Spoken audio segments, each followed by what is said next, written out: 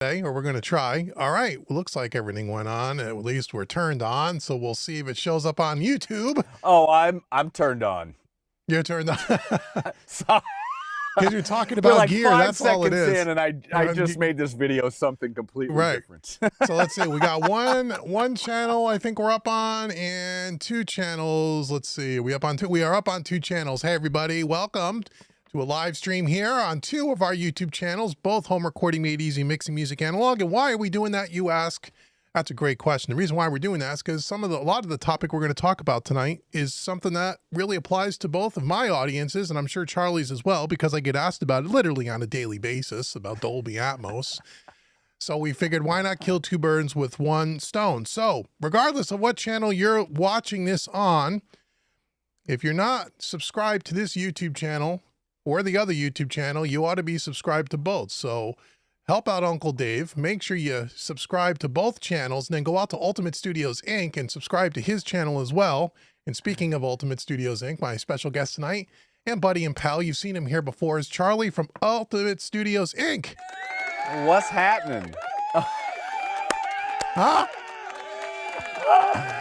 Wow, you're really going full on this thing. That's all. That's all the production value you're going to get for this evening. That's it.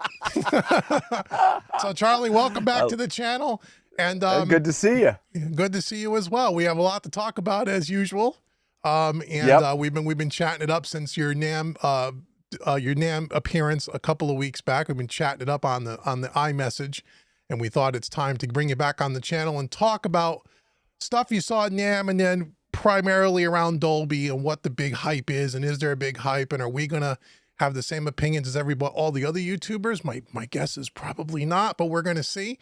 And then we'll take questions from a bunch of people in the chat. So David SJ is here in the chat. Hey Dave, how are you? Monitoring both chat rooms, so everybody just ask your questions. And again, if you want your question to go to the top of the list, feel free to use the super chat. It helps me out tremendously, and we'll make sure we get to your questions. So tell me, Charlie, what have you been up to recently in the studio, man? You're off tonight. You're with us. Yeah, but I was in a writing session all day up until about an hour ago. Oh, so cool. It's been a little everything from mixing this week. I actually, I don't think I've ever really said this, but I've got to do a lot of the pre-production recording for Anthrax. Oh, great. This year. And we just finished 2 days of that last week. And then they went in and actually started recording the new album on Thursday. So I went over there for a couple days and just hung out a little bit and saw that. So I had those guys back in, which was a blast. And then we've a lot of writing sessions, some mixing. I finally got another YouTube video out, but it's been so busy with actual sessions, I haven't had a lot of time to even finish the stuff I've shot. Yeah, so I'm trying to play catch up. I'm trying to play a little catch up now. Well, that's good that you're busy. Yeah, I saw your video on the mic splitter. Yep. Right, this the I use ART that thing all the time. Yeah, that's a great utility thing to have in a studio for sure. Those aren't sexy pieces of gear, but it's become an actual part of my everyday workflow, from drums, vocals, all of that stuff. I use it constantly. I mean, it just goes between 2 patch panels. Depending on if I'm drums, it's at the patch panel in the live room. If it's vocals, patch panel in the ISO booth. Right. I should probably buy another one. Yeah, so you have, what do you have, just one, or you have a couple? Yeah, just the one. Just the one. It's not that hard to move back and forth, Yeah, but that must be helpful when you're, especially if you're shooting video, right? Because you can have stuff coming into the console, and then you can have stuff going off to like a safety audio. That's actually the one time I don't use them. Oh, really? If I'm on the console, I'll split everything on the console from the auxes. It's usually during recording I split all my mic signals for different things. Right. The pre-console. Right.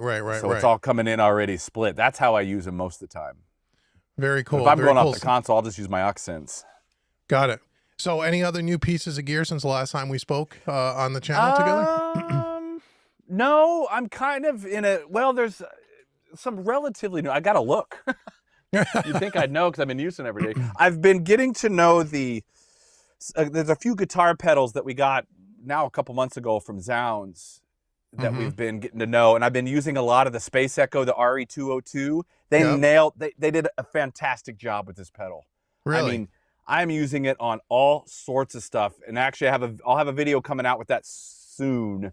I have a couple things left to shoot on that one, but it's been getting a ton of use. They did such a great job. It sounds so nice. Really? And then we got one of the synth pedals that that was part of the writing session Ernesto and I were doing today, was for the next Cue the Tape. We're going to do kind of a Black Sabbath-y kind of sludgy thing. And I wrote the original parts on the organ plugged into the synth pedal. Just got this really cool line. So I've been having fun with that. Yeah, oh man, I can waste, you just give me a microphone and the Space Echo and I can like waste 4 hours easily. So you mix a lot with pedals, right? I mean, I've seen you do that on your channel before. You do that a lot. Yeah. Yeah, I haven't experimented much with that. A little bit, but not a lot. I probably just should take the time and actually just sit down and do it. It is so cool. There's so much fun stuff you can do with that. But I've been writing that way a lot lately, where I've, you know, maybe I'm on the organ or the piano and I just literally, I'll take a mic into a mic pre, out of the mic pre, the 202, the Boss, they were smart. They actually put a line level. You can switch between, you know, guitar, instrument, and line, which is great. Right. So I'll go right out of a mic pre directly into the 202 and just start coming up with parts based on whatever I'm messing with on the pedal until I get something interesting, record it, and then start writing everything around that. And it's a great, it's kind of a fun way to work, especially, you know, when you're just experimenting to come up with like cool ideas, because you just stumble on stuff that way. Yeah, different sounds and stuff. It just sparks creative ideas. That was the word I was looking for. Right. Yeah. Just when, if you make stuff sound kind of weird and gnarly and go, oh, wow, that kind of spawns an idea, as opposed to just the stock stuff that you're so accustomed to, you know? Or getting something and then messing with it later. It's like, that's so boring to me. I'd rather find a cool sound, track it, and then I have that sound. Now I got to make something fit with that sound. And it's just way more fun, way more creative too. Right. So do you have any, I know you have songs from Cue to Tape, right? And then you have songs from the studio. Are any more episodes coming up on those? And some of those, I know you have like a membership on your channel now. Tell me a little bit about that so people want to check it out.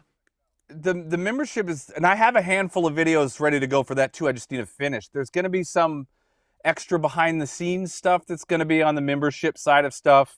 Okay. A few extended cuts of a few of these videos that were just, there was a lot of good info, but for the free side of thing, they were just too long. So I'm pulling some pieces that I think are cool that didn't make it. So there'll be a lot of that kind of thing on the membership side. And then I'll expand on that as it goes. The songs from the studio at this moment I don't have anything in the pipeline on that right now. We're gonna do some live stream concert stuff under that name later in the summer, early fall. Gonna kind of morph it into something a little bit different. Yep. But the Cue the Tape series is gonna continue for a little while, mainly because I'm having a blast. And yeah, those are great videos. They're doing a little bit better than the Cue the Tape, or than the songs from the studio. Trying to keep them a little shorter on the songs, and you know, you're writing with 8 channels. We're not even allowing ourselves to bounce ping pong tracks. It's like, this is what you get. So it kind of moves things quicker, which is fun. And we're trying to make it more about a day in the studio with whoever is going to record with this. You get it, you're done. You mix whatever you get to mix with 8 channels, and then it goes, and then it's out, you know? Right. So it's very much, it's like taking a Polaroid, which is really cool. You know, it's that moment, that day, we're done. Right. It's just, I'm having a blast not using a computer. So for me, it's just fun. Right. And that's, I think Ernesto's getting there, you know? Yeah. Now, is that just on your membership of YouTube, or is anyone? No. That's on the YouTube public part of it. Yeah. There are a couple excerpts that didn't make the main videos from, I think 2 of those that I'm going to put out on the membership side that are a little bit more in depth on sections that we just didn't use in the real one. So it's a little more the geeky stuff, that sort of thing. I'm trying to keep those moving. So there's a little bit of info on what we're doing. There's some of people actually working together in a room, showing the tracking side a little bit. Yep. And then just getting on to the music. You know, it's more about people creating together. You know? Right. And then if it shoots long and I have a bunch of extra info that I'm like, I really like this. This is some good educational stuff, but I didn't want a 40-minute video. on the main YouTube channel, that's the stuff that I'm going to take and will come out under the membership. The membership stuff. Yeah. So if anyone wants to check out Charlie's membership on his YouTube, just go to his YouTube channel, and I'm sure in the info or there'll be a place where you could subscribe and get all that extra bonus content, which is really cool. Yep. And yeah, those I need to videos are finish cool. shooting that intro video too, which I haven't had time to. Yeah, it's tough when you're working all day. I get it, man. So Yes. let's talk a little bit about Naam. So if you guys missed it, Charlie was on the channel a few weeks ago. At Naam. That went off a lot better than I thought it was going to go off. I mean, technically, I didn't think we would last 5 minutes without you losing signal or internet connection. I didn't either. And we spent about a good 45 minutes of you walking around Naam and showing us stuff, and that was really cool. That if you was, guys didn't that watch was that my video, favorite part of the day. Yeah, that was I had fun. more fun with you guys than I did the rest of the day. That was great. And so if you didn't see that, go back and check my playlist there. You'll see it where you walked around and showed us a bunch of stuff. So what were your, and I know after you stayed a bunch, before we get into talking about Dolby, outside of that, what were the, like say the top 2 or 3 things that you saw there that you thought were really cool from like studio gear and that kind of stuff? Well, what were your favorite things that you thought? Anything interesting, or was it kind of run of the mill? I mean, what did you find?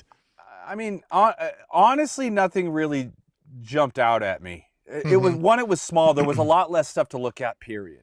Yeah, You right. know, so, even some of your bigger companies, your AMS Neves, and the Rupert Neve, they weren't just didn't there, have right? as much. Where was Neve? Neve was there though, right? Yep. Right. But they didn't AMS have. literally had a booth about the size of my table right here. Wow, That that's was it. really something, huh? That's really They had something. like 2 things in one rack. Right. Wow. Wow. But there just wasn't. I mean, some of the new Audioscape stuff is cool because those guys are just making great stuff. I mean, that was cool. I enjoyed that. I'm trying to think if anything else. I mean, in the afternoon, I didn't get to do a whole lot of walking around because I had a few meetings. Right.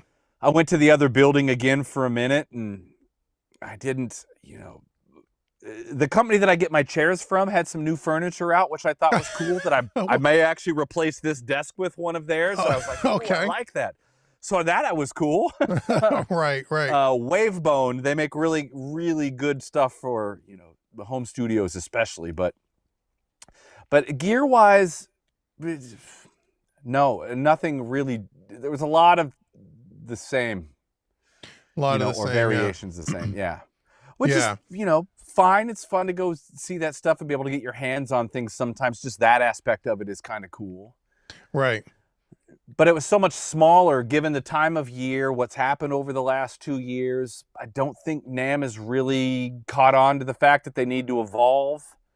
All the panels and things that I saw and some of the ones I watched afterwards on the app, I'm like, man, this stuff is, I'm not sure you guys get it, And so that part of it was a little disappointing. I would have figured, coming now 2 Naams removed from a pandemic and a shutdown, the world's changed a lot in the way we get our content and buy our gear now, especially. Absolutely.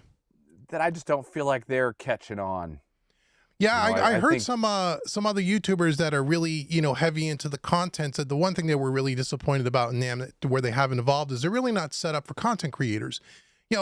When you go there, like what you did, you kind of hold up the phone, and usually it's too loud. You can't really hear anything. You really can't. You could talk to somebody and do a quick little interview, but I guess they were saying they're not really set up all that well where for content creators where they have like extra rooms where they can maybe go in and shoot videos and editing stations. I mean, I haven't seen it personally, but I guess that's some of the complaint. They do have spaces where you can go do some of that. There are some designated areas, but for me, it's more about the presentation of what they're showing because they have a fair amount of seminars every single day. Right. Panels and stuff. Yeah, exactly. Yeah. But a lot of that stuff is, and I went and watched a lot of it after the fact through the Naam app, and I was kind of blown away about how little actual information there was, how the presentations aren't all put together that well. And then in some cases, the people that were giving the presentations, I'm looking them up because I get curious about people, and I'm like, you don't even do this kind of thing. Why are you qualified to talk about some of these things. So there's, Well, I feel like there's a disconnect on that end of things. I saw that, especially with some of the Dolby stuff we're going to talk about. There's people that are speaking on panels that don't even mix Dolby yet, and they're on panels talking about it, which is a little okay, cool, but yeah, nevertheless. But yeah, I feel like if you're actually given instruction on something, you should have at least done it, once, if you're literally trying to inform someone on how to do any given task, Yeah, sure. I mean, and some of it, I just thought they weren't, it feels out of touch to me a little bit. We'll see. They're going back to January next year. We'll see what's going to happen. I know a lot of companies are not going back. I've had conversations with a fair amount of companies about that are not going back. So we'll see what happens. I just think they need to kind of rethink how they do things. Yeah, some of the better panels are the ones that actually happen at the company's booths more than what Naam puts on. Right. Yeah. So some people had said to me that they wish Naam would be maybe a little bit more like what Sweetwater does at their Gear Fest, which is like a little mini Naam. I guess they say they do a better job of the way they put that on. I haven't been to that one physically myself either, but that's some of the rumblings I hear where they're saying, Sweetwater seems to get that right, and maybe. Well, they're fundamentally different things. At least they were. I mean, I don't necessarily disagree with that in theory. Naam has always been B2B. It's a dealer network. It's never been about the public. Right. That was not what it was, to the point where they even cut the public out for a while and made it really difficult for the public to get in. Expensive. I used to get 5 Naam badges, and I would just go get them all printed, and I would give them to my friends. So there'd be like 5 of me walking around. In my email, I'd get, everybody scanning your badges, and I'd be getting tons of crap. But then they cut that out because companies were complaining. They're trying to do business. They're trying to talk to dealers and this sort of thing. And they've got all of these people in their booths that aren't dealers trying to buy stuff. So it made some of the companies mad. So then Naam put the kibosh on that. Now you had to show your ID with your badge. And if you wanted to get, they would open it up on Sunday. You had to pay for it, that sort of thing. So they really tried to control that. Right. But then the last few years happened. Yeah. And it changed everything. And once you see Fender, who I think got it early on that they didn't need the dealer network in the same way that they have over the past decades, where they could start doing more of it, or at least a good portion of it direct. They really changed things. And now a lot of the other companies are starting to catch on to that. So Naam, while I don't mind it because it's fun, I do enjoy seeing people. I like that aspect of it. Right. But it's expensive. On all aspects. I mean, even just to go down there, if you're staying in hotels and that and eating, it's just, Southern California is ridiculously expensive. It's expensive to have a booth. Everything costs money. The carpet costs money. To have your stuff, to go from the dock to get your things to your booth costs money. To go backwards at the end costs money because that's all union. If you want power, that's another charge. If you want padding under the carpet, that's another charge. I mean, everything costs. So it's a real expensive endeavor. But the face-to-face thing is really cool, and that's where I think that they needed to make a decision if it's going to stay B2B or if they need to go B2C and be more to the consumer, which would lead more to kind of like Gear Fest. Or one of my favorites that isn't around anymore was the Potluck Audio Conference. That was the coolest thing I've ever seen. They did it in Tucson, Arizona. And it was basically kind of like a Gear Fest kind of thing, where they had one of the big rooms at the hotel. All the companies would come and have small booths completely geared towards audio nerds. So it was like right up our alley, right? That's all it was. Right. Kind of like a really cool AAS. But at night, all the companies had casitas on what they called Casita Row outside. So they would do presentations in there. You'd have a band playing in one, like Royer brought a band and they would record it. Audio Technica flew me down. I did an Audio Technica drum recording thing in one casita. They had another one going. Then everybody had them. So you could go to these things. You just walk one to the next. It was like a giant recording nerd hangout party / seminar. Right. And it was fantastic. Right. I would like I would like that again. And it was a lot more fun. But Naam's I think they have some figuring out of things to do personally, in my opinion. Right. Yeah, that's what I've heard. That's what I've heard. So speaking about Naam, so we really wanted to spend some time tonight talking about Dolby. And you and I chatted a little bit after you went around.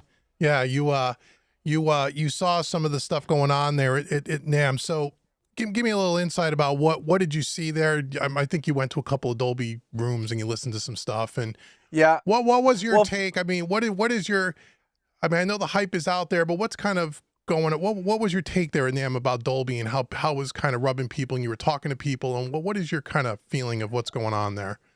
well, I found it interesting that if it was a non-Atmos or spatial audio specific seminar or presentation, Right. that conversation was a tiny part of it. So if I went to the dangerous booth, I tried to just pop by where everybody was doing it and stay and watch a few minutes in between what I was doing.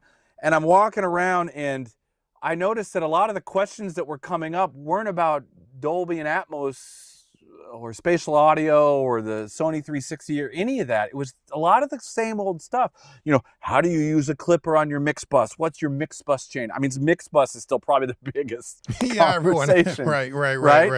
Right. That when it was outside we are specifically talking about spatial audio, it wasn't the large part of the conversation. It got brought up in tiny pieces and then it went over. I mean, I even watched one with Sylvia Massey, and I think it was at the Dangerous one, and she even kind of glossed over it. And I saw her mixed with the Masters too, and she did there too. It's like, this is one aspect of what I do, but I still stereo mix in the box. I do stereo mixing on the console. We do recording, but it was not everything is Atmos and that's how the mixing goes at that point. It was just another piece of the pie. And that's what I took away from all of these other panels that I got to spend a few minutes at was, it's not the focus. Right. It's a piece of it, and there's an interest in it, but it's not the focus.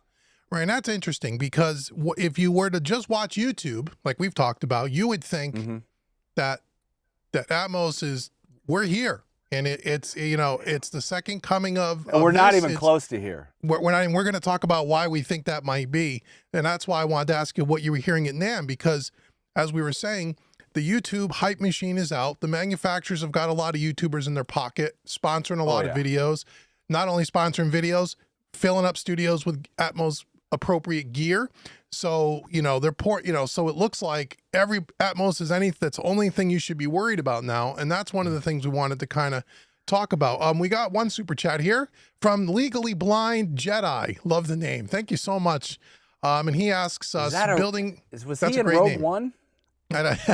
He says, I'm building my first dedicated studio. Should I really get high quality monitors or an Atmos rig of the lesser monitors to get ahead of the curve? We're going to talk a little bit about that. That's a great question, man.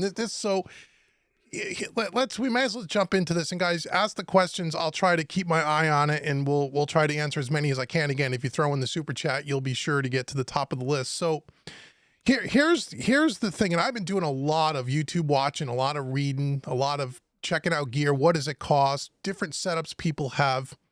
I've also now kind of reintroduced myself. I have Apple Music to their spatial audio, just listening and just trying to get my wrapped head around what's the big deal.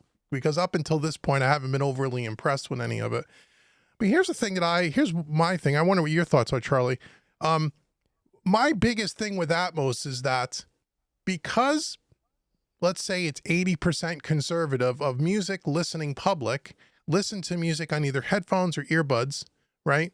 That you cannot hear today with earbuds and headphones a true Atmos mix, meaning that if you do a mix in a Dolby room with all the speakers and you're doing all the special stuff, that does not translate to a set of headphones. Even if you're listening to it in the binaural mix, which I've listened to, it doesn't even have, to my ear, it's not even remotely close to what the Dolby mix sounds like. Apple's spatial audio is kind of cool in that, if you're listening and you turn your head to the left, you might hear the guitar a little more on the left, and there's a little bit of stuff happening. Why do I want to hear that when I walk around? I'm not saying you should. That's a gimmick to me. I know. I'm sorry, I wasn't attacking you. No. To me, that's like a why. If I was watching a concert, maybe, I don't know, but. Well, right. So the way I look at it is, when people are asking me, and the Legally Blind Jedi is asking, in my mind, until the consumer, the 90%, can actually, if the technology gets developed, and I think it will probably at one point, where they can listen to it on headphones, where they don't have to sit in a room with 13 speakers in it in the sweet spot to hear that immersive experience. Until that happens, I don't see how this becomes the new standard that everybody says it's going to be. At least not in the next foreseeable future. What are your thoughts about that? And Delilah, what are your thoughts about that while you're here? Do you have any thoughts about it? She loves Dolby Atmos. Say hi. She's a stereo girl. She wants to know when you're going to get your 13 speakers in your control room. She wants to know when there's food. First off, I want to preface everything that I'm going to say is I don't think Atmos is going anywhere. It's going to be a part of all of this equation. I also do not think it's ever going to be the main way of doing things. Ever. Ever. I don't think it ever will. Okay. There's a couple caveats to that, but I don't think as a source it's going to be the only way we ever do anything. First off, not everything benefits from Atmos. I've heard some of these YouTube videos and things that I've watched talk about Atmos is to stereo what stereo was to mono, and I've heard that. I completely disagree. For the fact that everything benefited from going mono to stereo. We got to hear the way we hear, right? Not everything benefits in the same way from Atmos. It's not needed. Like, I don't want to hear Dirty Deeds Done Good Cheap where my reverbs are somewhere else or spread out. The impact comes from the front. Right. Some styles, I think that could come down to different styles may try to take advantage of it in different ways, and some people may even start writing specifically for it. Kind of like if you see a movie that's shot to be in 3D is very different than a movie that was converted to be in 3D. I would kind of relate it to that, but I don't think everything benefits from an Atmos mix. So I don't see that ever as being the only way that we listen or consume music. Do you think it will be equal footing to stereo? Meaning, and one of the arguments is, and again, I guess I would agree with this, if it were all trying to predict the future, certainly, so nobody really knows. But if it's true that Apple, Spotify, if they ever get to the point that they say, you can't put music on our platforms unless your stereo mix is also accompanied by an Atmos mix, if that comes to pass, does that change the game? Well, I mean, yeah, your delivery point at that point, and that's the part that disappoints me a little bit, because none of this is being driven by what people want necessarily. Apple sells you earbuds. Right. They stand to make a lot of money from doing that. All the speaker manufacturers, instead of selling you 2 speakers, now they're going to sell you 14. There's a lot of money to be made in that side of things. So, of course, as a manufacturer, you want to push that because you want your bottom line up. Sure. I've been asking over the past couple weeks, I had to stop watching some of the YouTube stuff. I just couldn't take it anymore because it's just not, I don't think it's, from who I've talked to, it's not a complete representation of what's actually going on. First off, Apple is not the biggest market share of streaming, especially overseas. They're quite small compared to the others. Spotify hasn't thrown their, hat in the ring at all with any of that yet. So you have that. Yeah, Apple, maybe you can't get on their top 100 or whatever anymore, but are you as an independent artist? And that's the other thing. It's the independent artists that are going to get hurt with this more than anybody. Right. The big companies, of course they can make it happen, but nobody wants to even pay the prices. So a lot of this stuff isn't, there's not enough money for it, but a lot of people are doing it now for the sake of, some of them are just learning it, which I have no problem with. If you want to dive in and learn anything you possibly can. And I did talk to a couple engineers that were like, yeah, we did some, and it was good experience to learn it. The music didn't really benefit it. The label was pushing for certain things, and we pushed back and said no, because it's just gimmicky or whatever. So there's a lot of that. So hopefully artists and mixers will stand their ground and not all of a sudden now we have to start doing double the mixes for the same money or just 20% more. It's like at some point, we've got to put our foot down a little bit on that end of things. But I don't think it's actually going to catch up unless it's forced upon us in that way, to where the way it's consumed, that's the only way to have it, is to have that mix. But what happens if Spotify goes with Sony, and you got Apple Spatial, and then you've got Atmos? We've got all these slightly different type of things that we have to consider now. What happens then? Because they're not all the same, and they don't react all the same in the headphones. So there's that to consider as well. Are we going to end up now having to do these multiple mixes depending on where it goes out to? And as an independent artist, what does that mean? Because a label, they get to deal directly with these companies. But as independent artists, we have to deal with middlemen that push it out to everybody. Right. So now if you have Apple and you've got somebody using, Sony 360, and you got someone with some Atmos version, you have all this, but you're the middleman now, it gets converted to just work across everything. You have no control anymore over how that conversion happens. Right. So that's more concerning with me. Yeah, that's a very good point, because when we deal with that now in the stereo, where we talk about mixes that translate on all different playback systems, it's got to sound good in our control room, it's got to sound good on earbuds, it's got to sound good on the headphones, it's got to sound good in the car, it's got to sound good here, and it can't sound good everywhere. It just can't. Now you throw that into the mix, where now we not only have to deal with that, all those translations, and try to hit the middle ground so it sounds good on most things. Now we got to throw in, well, now, does it also have to sound good in the spatial audio render? Does it have to sound good in the Dolby render? Does it have to sound good in whatever the frick else they come up with? And how do you do all of that? And from a lot of people that are watching us tonight, and people who actually mix music, more so because if you're an A label artist, budget's not an issue.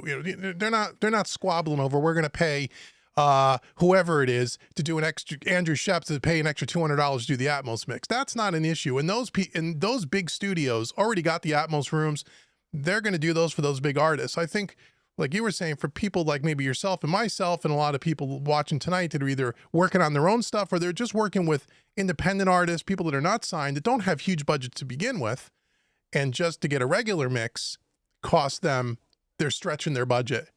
Right. And now you have to say, well, if I'm a studio, I have to invest X amount of dollars in my room to set up this Atmos thing that you may want. Well, I have to charge you for that. And how much do I charge you? And are you going to be willing to pay it? Or are we going to be And that's going to be a stretch for most independent artists. I've asked every one of my clients I'm working with right now. What do they say? Not one is interested. That's interesting. I haven't had a single client ask me about Atmos either. No one's even asked me, can I do it? I want it. No one's even mentioned the word Atmos to me yet. Nope. Yet. It'll happen at some point, and I'll be interested to do some things, but for the cost of it, for me, my whole control room would have to get redone. I mean, I'd have a door that would have to move. I would have to redo my cloud, the whole thing. I would probably just be smarter for me to do a whole separate room for that kind of thing. But I don't think the cost justifies anything right now. The hype machine, because there's a lot of money to be made from selling stuff right now. Right. Is on which 100% full speed ahead. Yeah, and we could talk about that, because I've been looking at me too. I'd have to redo my room, and I kind of have a ballpark number. If I wanted to do a Dolby room here, I'm probably looking at $40-something thousand to do it to where, I estimated about 50 grand on my end. Yeah. Yeah, and I'm probably wrong. But somewhere in that ballpark. And let's talk a little bit about the cost of this stuff. So a lot of people don't understand, or people that have kind of hit me up because they're just not sure yet, is they just say, well, what if I just buy 13 speakers and put it in my room? Well, that's step one, maybe buying some of the gear. But you not only need the speakers, but you also then need a control box or a monitor controller to be able to control all of that stuff. An average $300 audio interface doesn't allow you to put 13 speakers on it. The boxes that I've looked at by the handful of companies that make them, you're starting at around 10 grand, give or take, to be able to have the ability to be able to get all those speakers in there and have, the routing flexibilities and be able to go between stereo and Dolby and do all the things that you would typically need to do. And then you have to have for certain additional acoustic treatment, probably, because now you got speakers firing from all over the place because you got reflections galore. And that becomes really, really important. It's super I mean, it is important. anyway. But when you start having that many speakers, you're talking about all sorts of phase issues and things that can happen that have to be dealt with. Right. And then you have to have some kind of a device, something like, again, there's other companies that do it, but I know Trinoff has a Dolby box where you have to now have the microphone and be able to do all the delay compensation to do all the stuff to get all the phasing corrected and all of that stuff. So, I mean, and not every company has that in their box. So that's an additional cost to be able to tune the room, I guess, or measure the room or correct the room or whatever you're going to do. Yep. So the cost becomes, the cost for the average studio becomes huge. It becomes huge to do it. And like you said, even if I could charge an extra couple of $100 a mix, which I probably couldn't at this stage, it would take me. That's not enough money to justify that setup, because that setup is exponentially more expensive than your stereo setup. By far. And that doesn't include the time it takes to do it. Right. That's just having the gear. Yep. So the cost of the equipment is astronomical. And this is where I think today, as you said, everybody's out looking to sell gear. The speaker manufacturers must be loving this shit at this point. Big dough. It's a lot of money. Yep. It's a lot of money. What I would say to the blind Jedi, I'd like to specifically answer that question. If you're just building your first studio, this goes to anybody. First off, what is your client base like right now? Right. Do you have a client base that's clamoring for Atmos? If you don't, I wouldn't personally start with spending that money on setting up a full Atmos rig. I just wouldn't. But what I might do, if I was starting from the ground up, is plan for it down the road, right? 3, 4, 5 years. If all of a sudden your client base started wanting that type of stuff, to think ahead, kind of like you would with putting your patch bay together. If you don't think ahead, you run into the ceiling real quick. If you did that with your room, knowing that, okay, there is a possibility in the relatively near future that I might need to go Atmos, let me design my room in a way that allows me to expand to that when it's justified. But unless that's your client base right now, I would go, one, you get a good set of monitors and treat your room. Because if you don't treat your room, don't go spend thousands and thousands of dollars on monitors. It's not going to make any difference. You got to get the room right, take advantage of the monitors. But that's what I would do if I was building from the ground up right now. Unless every single one of my clients was like, we need Atmos, I wouldn't spend the money on it. I'd plan for it maybe. That wouldn't be my goal right away. To be able to go do a YouTube video? Yeah. Right. See where it goes. Well, I got a couple people in the chat. So some people are saying it's all hype. Some people are saying Atmos is here. However, as stated already, not the end all be all. Apple and Sony is, of course, pushing the medium because of the consumer market. The binaural mixes are psychologically in advertising. Okay, that makes sense. Bobby says, how do they do that for a live concert? I could see for like live DVD concerts and films, those kinds of things. That makes sense. Absolutely. Because that would be fantastic. Because for the most part, you're going to sit in your home theater or you're going to watch it on a big screen. I mean, you could watch it portably, but it's more conducive in the movie business, in the video game business, where people are at home sitting in front of a console and you can have that experience. That makes way more sense to me than just general music listening. So I can see it in the live concert performance video, DVD, makes total sense to me. Let's see what other people are saying. But even if you're doing music for movies, and I watched the Trevor Horn thing and he even talked about this. He's like, our mixes for these movies, they don't get to use any of the Atmos stuff in those audio mixes or those music mixes. They're center, left, and right. All the fun stuff, that's for explosions and people dying and helicopters. That's exactly None of the right. music is in that. I think I might have seen the same video where you're saying that all the music is they want it up front, that they save all the other stuff for things like you were saying, planes flying overhead and those kinds of things, more special effects. Not the music is in front. Up front. So that's and I have another really good friend that's in the TV side of things, mixing, HBO, Showtime, bunch of Netflix stuff. And I asked him about it because it's like, that seems like a medium that would be really pushing for it, because a lot of the times you may be watching it still on a TV, and he said they're only about 50%. And some of them are doing their mixes on Atmos systems and they just turn the whole Atmos thing off and do the stereo mixes. Really? Yep. So he said eventually that's going to all be that way, which makes sense because it shows, and you've got, you might be sitting at home with a system that allows it and that sort of thing. But they're only about, and he's working on not small shows. And he said it's only about 50% right now. Yeah, I watched a movie the other day with my Apple earbuds on Netflix that said it had the spatial audio, and you could turn your head and you could hear a little bit of stuff happening. But again, to me, it felt pretty underwhelming, and I think that's because of the limitation of the earbuds, right? I mean, and again, to me, that's where this is. And I think eventually they may design, maybe not an earbud, but a headphone, maybe with different there may be something with some technology that'll give you that sensation of that more 3D-ness than what you're really getting today. I don't know. I mean, we'll have to see. But my guess is, probably most likely, at one point. Shit, they got they got robots, AI, and if they could do that, they can make a headphone. Someone is saying in the chat, this is a good point. I just saw it about. Oh yes, again, the legally blind Jedi says it's more. Atmos would probably be more geared towards the car. Now, I can see maybe that's another area where possibly. But they've tried 5.1 in the cars before, Didn't, But I don't know. It's weird to listen to it that way in the car because you're in spots. Again, it comes down to if I'm in the driver's seat listening to an Atmos mix, you're not in the best place to watch it. You need to be here. If I'm over here, you're not getting that same experience.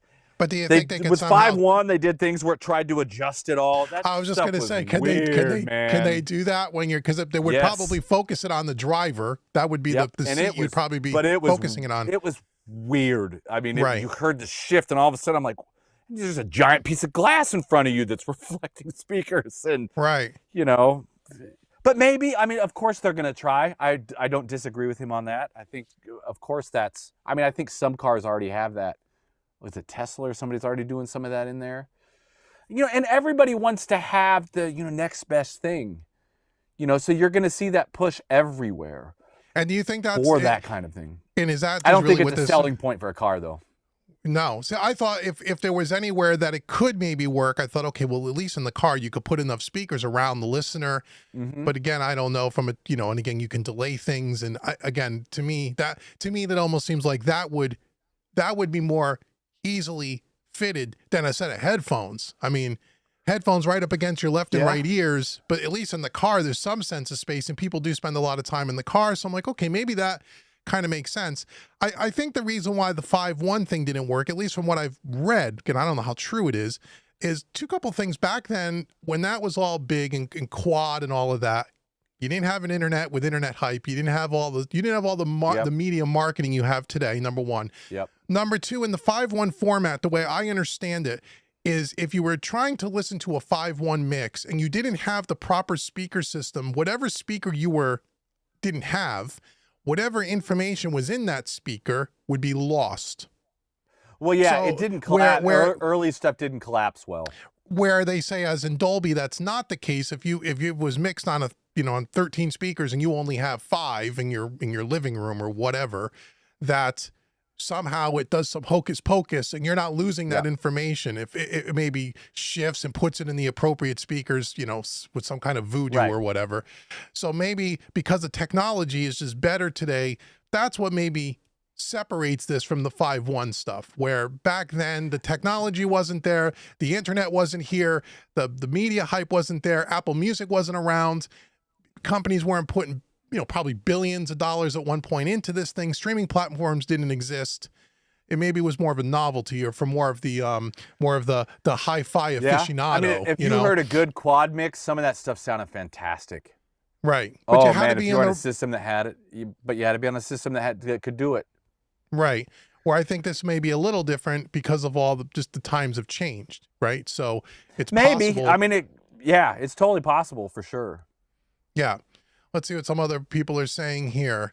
And someone else was also suggesting, which I think is a good idea, if you do have clients that are starting to ask you for Atmos mixes and you don't have an Atmos room, the other thing you could try to do is there are lots of people now that are mixing Atmos. Then maybe you could partner up with another mixer that can do your Atmos mix for you. You know, they can get the stem delivery, the deliverables from you and stuff. And maybe you can still provide clients early on with some Atmos stuff, even if you can't do it yourself, because you don't have enough business to justify the cost. I've seen some people. I actually watched a couple videos yesterday with a few guys, YouTubers that are more aligned with what we're saying completely. And one of the guys was like, you know, if I do have a client that needs it, I have a partner I just farm that part out to, you know? Right. But it's that much of the business, you know? So he's like, he didn't feel like it was the right investment either, you know? So I've watched a few like that. I don't think everyone is on the train just going full bore with it, you know, blindly, you know? Not everybody is. And you should. Right. I don't think you should be either. No, I don't think either. I don't think either. And even if 5 years from now Atmos was the way, you're not going to lose anything by not getting in early. Because if 5 years from now everyone needs an Atmos mix and everybody starts mixing Atmos, it's going to be no different than all of us mixing stereo now. We're all going to be right back in the game. It's not. Right. This isn't a get in early or don't get in scenario. That's not what we're up against here.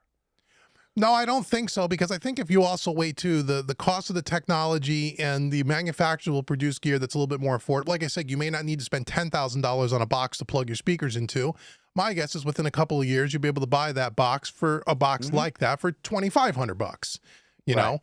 And maybe even some of the speaker costs will come down, and they'll be putting more packages together where you can get in at a little bit cheaper of a price as the technology continues to develop and more people buy the stuff, right? I think right now your equipment options are a little more limited today, and you have to have some dough. I mean, you just do if you want to do this. You're not doing this for a $300 interface, you know, and that's part of it. Let's see. Amy RA says kids listen on iPhones. That's it. Okay, well, you're not going to hear Dolby out of a little cornhole speaker on your iPhone. No. That's for sure. But they tell you now the space bars that the sound bars to go into your TV, and even the phones. Oh, they can do your Atmos mix. I'm thinking, what a ridiculous thing. Okay, it can play it back. You're going to tell me that I'm sitting and the only sound source is in front of me, and I'm going to get an Atmos experience? No, I don't see that. I mean, if I'm wrong, great, but. Right. Show me that product and I want to go listen to that. Because again, that if someone comes up with that technology, then okay, now we're in a different ballpark now. Right. But I don't see that. I mean, I have a sound bar and it doesn't do anything like that. It's cool. It sounds great because it has the speakers across the sound bar that are angled in different directions from the front. So maybe you get a little bit more width, but you don't hear anything coming from behind your head. I mean, you know, or anything like that. I mean, if I close my eyes right now and listen to you, you sound pretty 3D to me. There it is. Well, all right. Good night, everybody. Is this an Atmos mix you're sending me? Right. That's what we're at Atmos right now, everybody. Braxel says what he cannot grasp is how everyone is going to experience Atmos in the home. How is everyone going to have space and the money to install all those speakers in their home? Well, that's a good point. Right now, again, you have to have at least 12 speakers or whatever it is. And I'm sure there'll be speaker manufacturers that'll put out wireless packs that you don't need cables, that'll all Bluetooth together. And you can have, for less than $1,000, you can have something in your living room. I'm sure that's going to happen if it's not already happening now. But I always say is, don't even get me started on Bluetooth.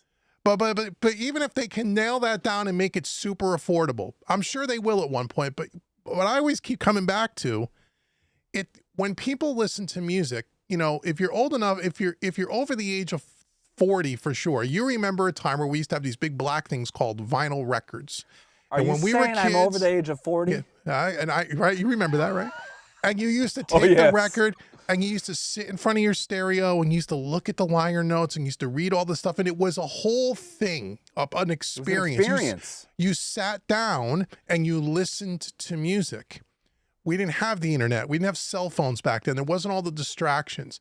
Even if you had that set up in your room today, how many people are going to go sit for 45 minutes in the sweet spot in the center of the chair so they could hear everything perfectly to listen to Dolby Atmos music? I got to think that's a very small percentage of the listening public today, right? Most people listen to stuff on headphones, as we said earlier. So I think you can afford, or they will be affordable, to have that set up in your house and there'll be tiny little speakers. Remember when the Bose speakers first came out, those little cubes, and the things, like the bass that came out of those things were unbelievable. You didn't need the big subwoofers anymore. Oh, yeah. I think that will happen. I just don't know if you're going to be able to get the person to go sit in the chair long enough to listen to anything. But I still think it comes back to not everything benefits from an Atmos or spatial audio mix. It doesn't. Right. Some things will, and I'm sure there's some things we haven't heard yet that some people are going to record specifically for it that will be really neat. But not everything needs that to be a good mix. And I think some of it will suffer from it, to be honest. And I noticed that I spent some time at the Sony booth after I got off the live stream. You were saying that you were listening to some stuff and you were like a little disjointed from it. Well, it was interesting because I just went over, no idea what it was, put the headphones on and just listened. I didn't watch it at first. You know, they had the computer in front of you with all the stuff on it, but I didn't look. I was just listening. And at first, I knew it was different. I could feel it. Mm-hmm. It took me a second to wrap my head around kind of what I was listening to and where it was. And I felt like they did a mix that wasn't trying to be gimmicky. I felt like, you know, they tried to put something together to show how it could be used, you know, in everyday, you know, modern mixing. You know, there weren't reverbs flying all over. There weren't vocals flying around. There was none of that gimmicky bullshit. Right. It was just, they tried to put something good together. And it was kind of a dance, pop dance, EDM type track. You know, there was a vocal, some groove, some synth, you know, so it wasn't anything, you know, some crazy sound effects or whatever. And as I was listening, I looked at the screen and there's this circle and this little person represented in the middle and all these dots that represented all the tracks that were behind it, the colors. And Delilah's talking to somebody. And as I'm listening, I'm like, okay, so now I can see what these things were, which was a huge mistake looking for one. Never look at music. But I started realizing that what I was listening to was space. Because everything felt like I had to, like, why is this here? And where is this over? Why is this here? And although my ear was able to kind of pick out where things were, and they tried to do some fairly typical panning, but none of it felt like it was in the right place. It felt like it occupied areas, but everything felt like that. It started to become a little disjointed to my ear at that point because there was no impact from anything. It's all felt, I would imagine if I was floating in space and you're out and you're floating around like this, and that's what music I was listening to. It was just floating around me. Right. And all of a sudden I'm like, I'm listening to this dance track, man. I should be like, you know, wanting to do this. And I didn't feel any of that. You know, it just, where is this? Why is this so far away from me? Why is this so far over here? What is this? Everything felt like it was in the ether around me. And then I lost interest as I was listening to it. And then I started talking and, you know, trying to ask some questions about how they laid it out and what they were doing. And again, I don't think it was a bad mix. I don't think they were trying to be gimmicky with it. I really felt like they were trying to show how it could be a part of your everyday listening. I didn't ask that question specifically, so I don't know that. But just how they did it didn't feel like it was gimmicky. But I noticed everything just felt like it was all bending around me. And because it's all kind of bending around me, nothing was coming at me. Right. And it was that it got weirder to listen to at that point. And so when I left, I actually stuck my phone on and just popped on whatever I had on my phone that was a stereo. I think I was listening to Robin, the Swedish artist, who I love. Some of her stuff is great. Stereo mix, dance instantly through my crappy, I don't even know where they are, my crappy iPhone headphones, still wired. And instantly, my head's bobbing. I'm like, oh, this is way more enjoyable. Right. I felt it. Right. Yeah. I was just going to say, so you made a very good point. I was thinking as you were talking. So our whole goal as mixers today, we try to take a stereo mix and we try to cram a bunch of stuff inside of the width of 2 speakers. And we use things like compression, especially, to take the mix and to put those elements to make them feel like this. So they hit you with impact. as soon as you now take that, I think what you're talking about is breaking out all those elements and putting them all over the place. That impact is now lost. I mean, it could be cool I could see an element here or there temporarily happening to attract your ear maybe.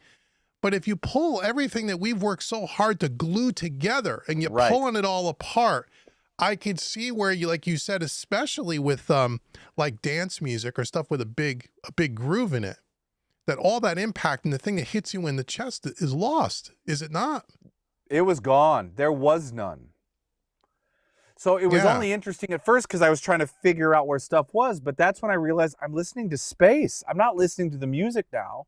I don't have an emotional connection to what's going on because nothing is hitting me. It's all being bent around me in a way, even if they were just trying to bend it this way and not necessarily back really behind the ears so much. Just that thing that makes you want to move had been severed. That connection had been severed, you know? Which I felt was kind of weird. And maybe it was just they were doing it for demo's sake to show what was going on, but I walked away from that pretty like, I don't want to listen to that. So now Not you were with listening to it anyway. You were listening to it on headphones, you said, right? Yeah, they had their whole setup. Were you able to go into an area where you actually sat in a chair with all the speakers around you? No, I missed that. They did have a presentation of that, but you're in the middle of Naam and there's so many things going on. Yeah, it's probably not the most ideal place to do that.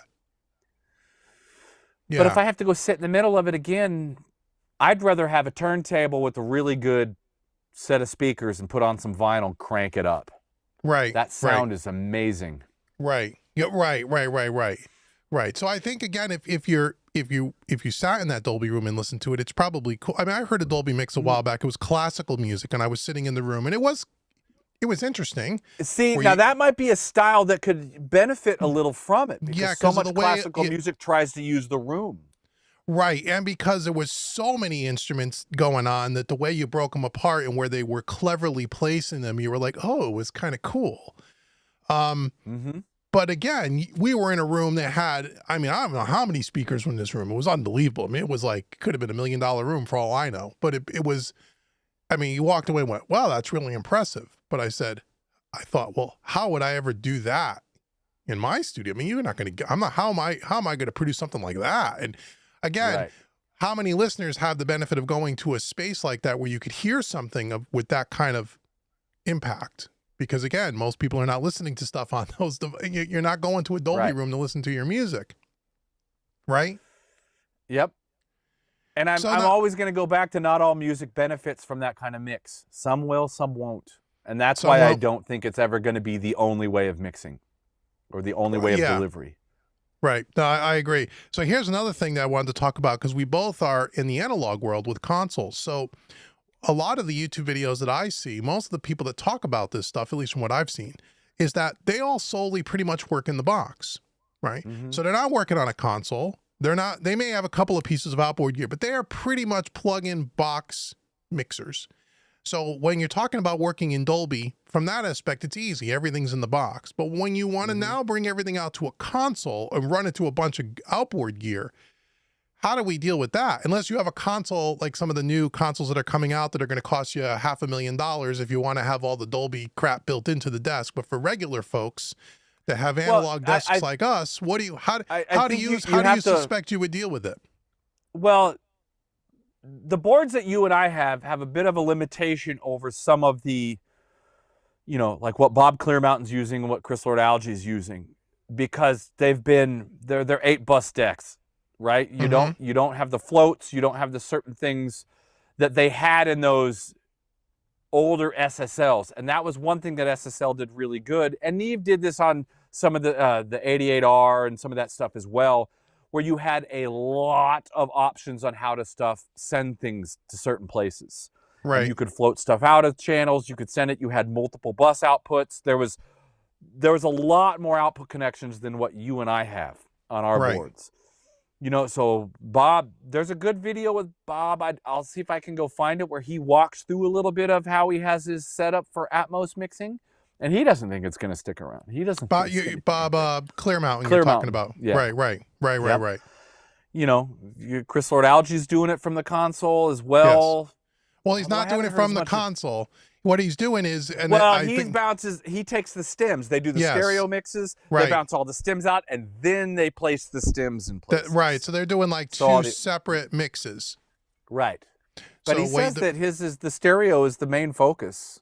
Yeah. He has a separate room, and this is how I said, oh, gee, this is how I would do it if I were to do it. I said, yeah, the way he's doing it is he's doing a stereo mix. He's processing everything through his console and his gear, and then he's baking it in and printing it back into Pro Tools. So now he's got all his EQ, all his compression baked in, printing those stems. And he's taking those stems and bringing it into a separate room on a separate computer. But his main room has his Atmos thing. He's got the whole Ocean Way set up in his main room. Right, but he says he's not mixing it. At least that's what he said. He said maybe. Well, the interview was 6 months old, so I don't know maybe what's changed for him in 6 months. But he said he was taking the stems to another room, a Dolby room. That's what he said anyway in the podcast. And that he was putting it all into Pro Tools in the box. And then he says, I put all my faders at 0 because all of my stems are now relative volumes based on the fader positions on my console. So he says, for the most part, it's almost mixed. Now we're just dealing with panning automation. And he said, and, because you start panning things around, the levels may have to change because as you break things apart, things may be too loud, not loud enough. But that's how he says he was dealing with it and he kept saying in the interview, I'm not convinced, but because of the business he's in, like all the other engineers at that level, they almost have to be in the game. They have to, they have to make the investment, and they have to be in the game because they don't know where it's going necessarily. And the learning curve is such that they need the time to be able to figure all this crap out because there's still a lot of things that are unanswered. And some of those things we talked about tonight that are just, we're not sure, and they're not sure how to deal with it in all different formats and music styles and what makes sense and what doesn't make sense, and does it make sense to, where do you put the stuff and how crazy do you get and all that, all those things. So that's how he says he's dealing with it. He's just he's gonna do it. He's gonna treat it as two separate things completely. Right. Instead of trying to Bob's mold going it all off in. his console. He has an interesting setup. But I think he figured out how to do it. But his SSL is heavily modified to do that. I don't think it's modified to do specifically Atmos. Well, it was modified because they used to do 5.1. So he had it modified back in the 5.1 days. Yeah, but a lot of those old, like I said, those old SSLs already had so many output options that it was doable with those consoles. Oh, it was? Okay. Because you could do multiple main outs. You could float things to different buses. Because they were broadcast, so they had to have lots of options. There was no DAW where you could set up, tons of sends and everything, right? That's harder for you and I to do on the type of consoles that we have. I'd need at least 4 more channels on my buses to make that work. I'm sure I can figure something out, but I don't know. I might have to just change my workflow if that was the case. I might have to take a Chris Lord Algie approach where you're doing the full thing, and I already print stems at the end of all my mixes anyway, so I might print a couple extras now, separate a few extra things that are all out, and then take it onto a separate rig. Maybe if I had to do it, that sounds like the most feasible entry for me. Yeah, it's me still as not well. going to be cheap. I don't have the budget for that. I don't plan on doing it, at least at the moment, but that's probably how I would approach it first, and then figure out how can I bring my analog world into this, Right, because I don't see a lot of people talking about that angle of it. Most people are all these guys like the guys that are kind of in the forefront of all of this. Those mixers are all in the box for the most part. Right. I think mostly, yeah. Yeah, I think Andrew Sheps and Fab DuPont and all the guys that are actually doing it, they're all doing it. Oh yeah, they're all in the box. Yeah. Right. Yeah. So I think then and one of the other things I hear that people say is that if you're starting all in the box like that and you're starting with the Dolby mix as opposed to stereo mix, I've heard some people say, but I have not listened to it for myself, is that they start with the Dolby mix and now it renders down, like you do one mix and then you got your Dolby mix and you don't have to remix it. It renders down to a stereo mix and that thing sounds as good as any stereo mix. Have you heard that? Have you any experienced that? Or I have seen that said. I have not experienced that yet. I've seen it said, but I'm saying, oh, there's really no extra work because you just do a Dolby mix from the beginning, and then when you export your mix, you just export your Atmos file and you render it down as stereo, and it's just going to magically happen. And I'm thinking, really? If I were a betting man, I would think there's a little more to it than that. Anything that sounds oversimplified usually is oversimplified.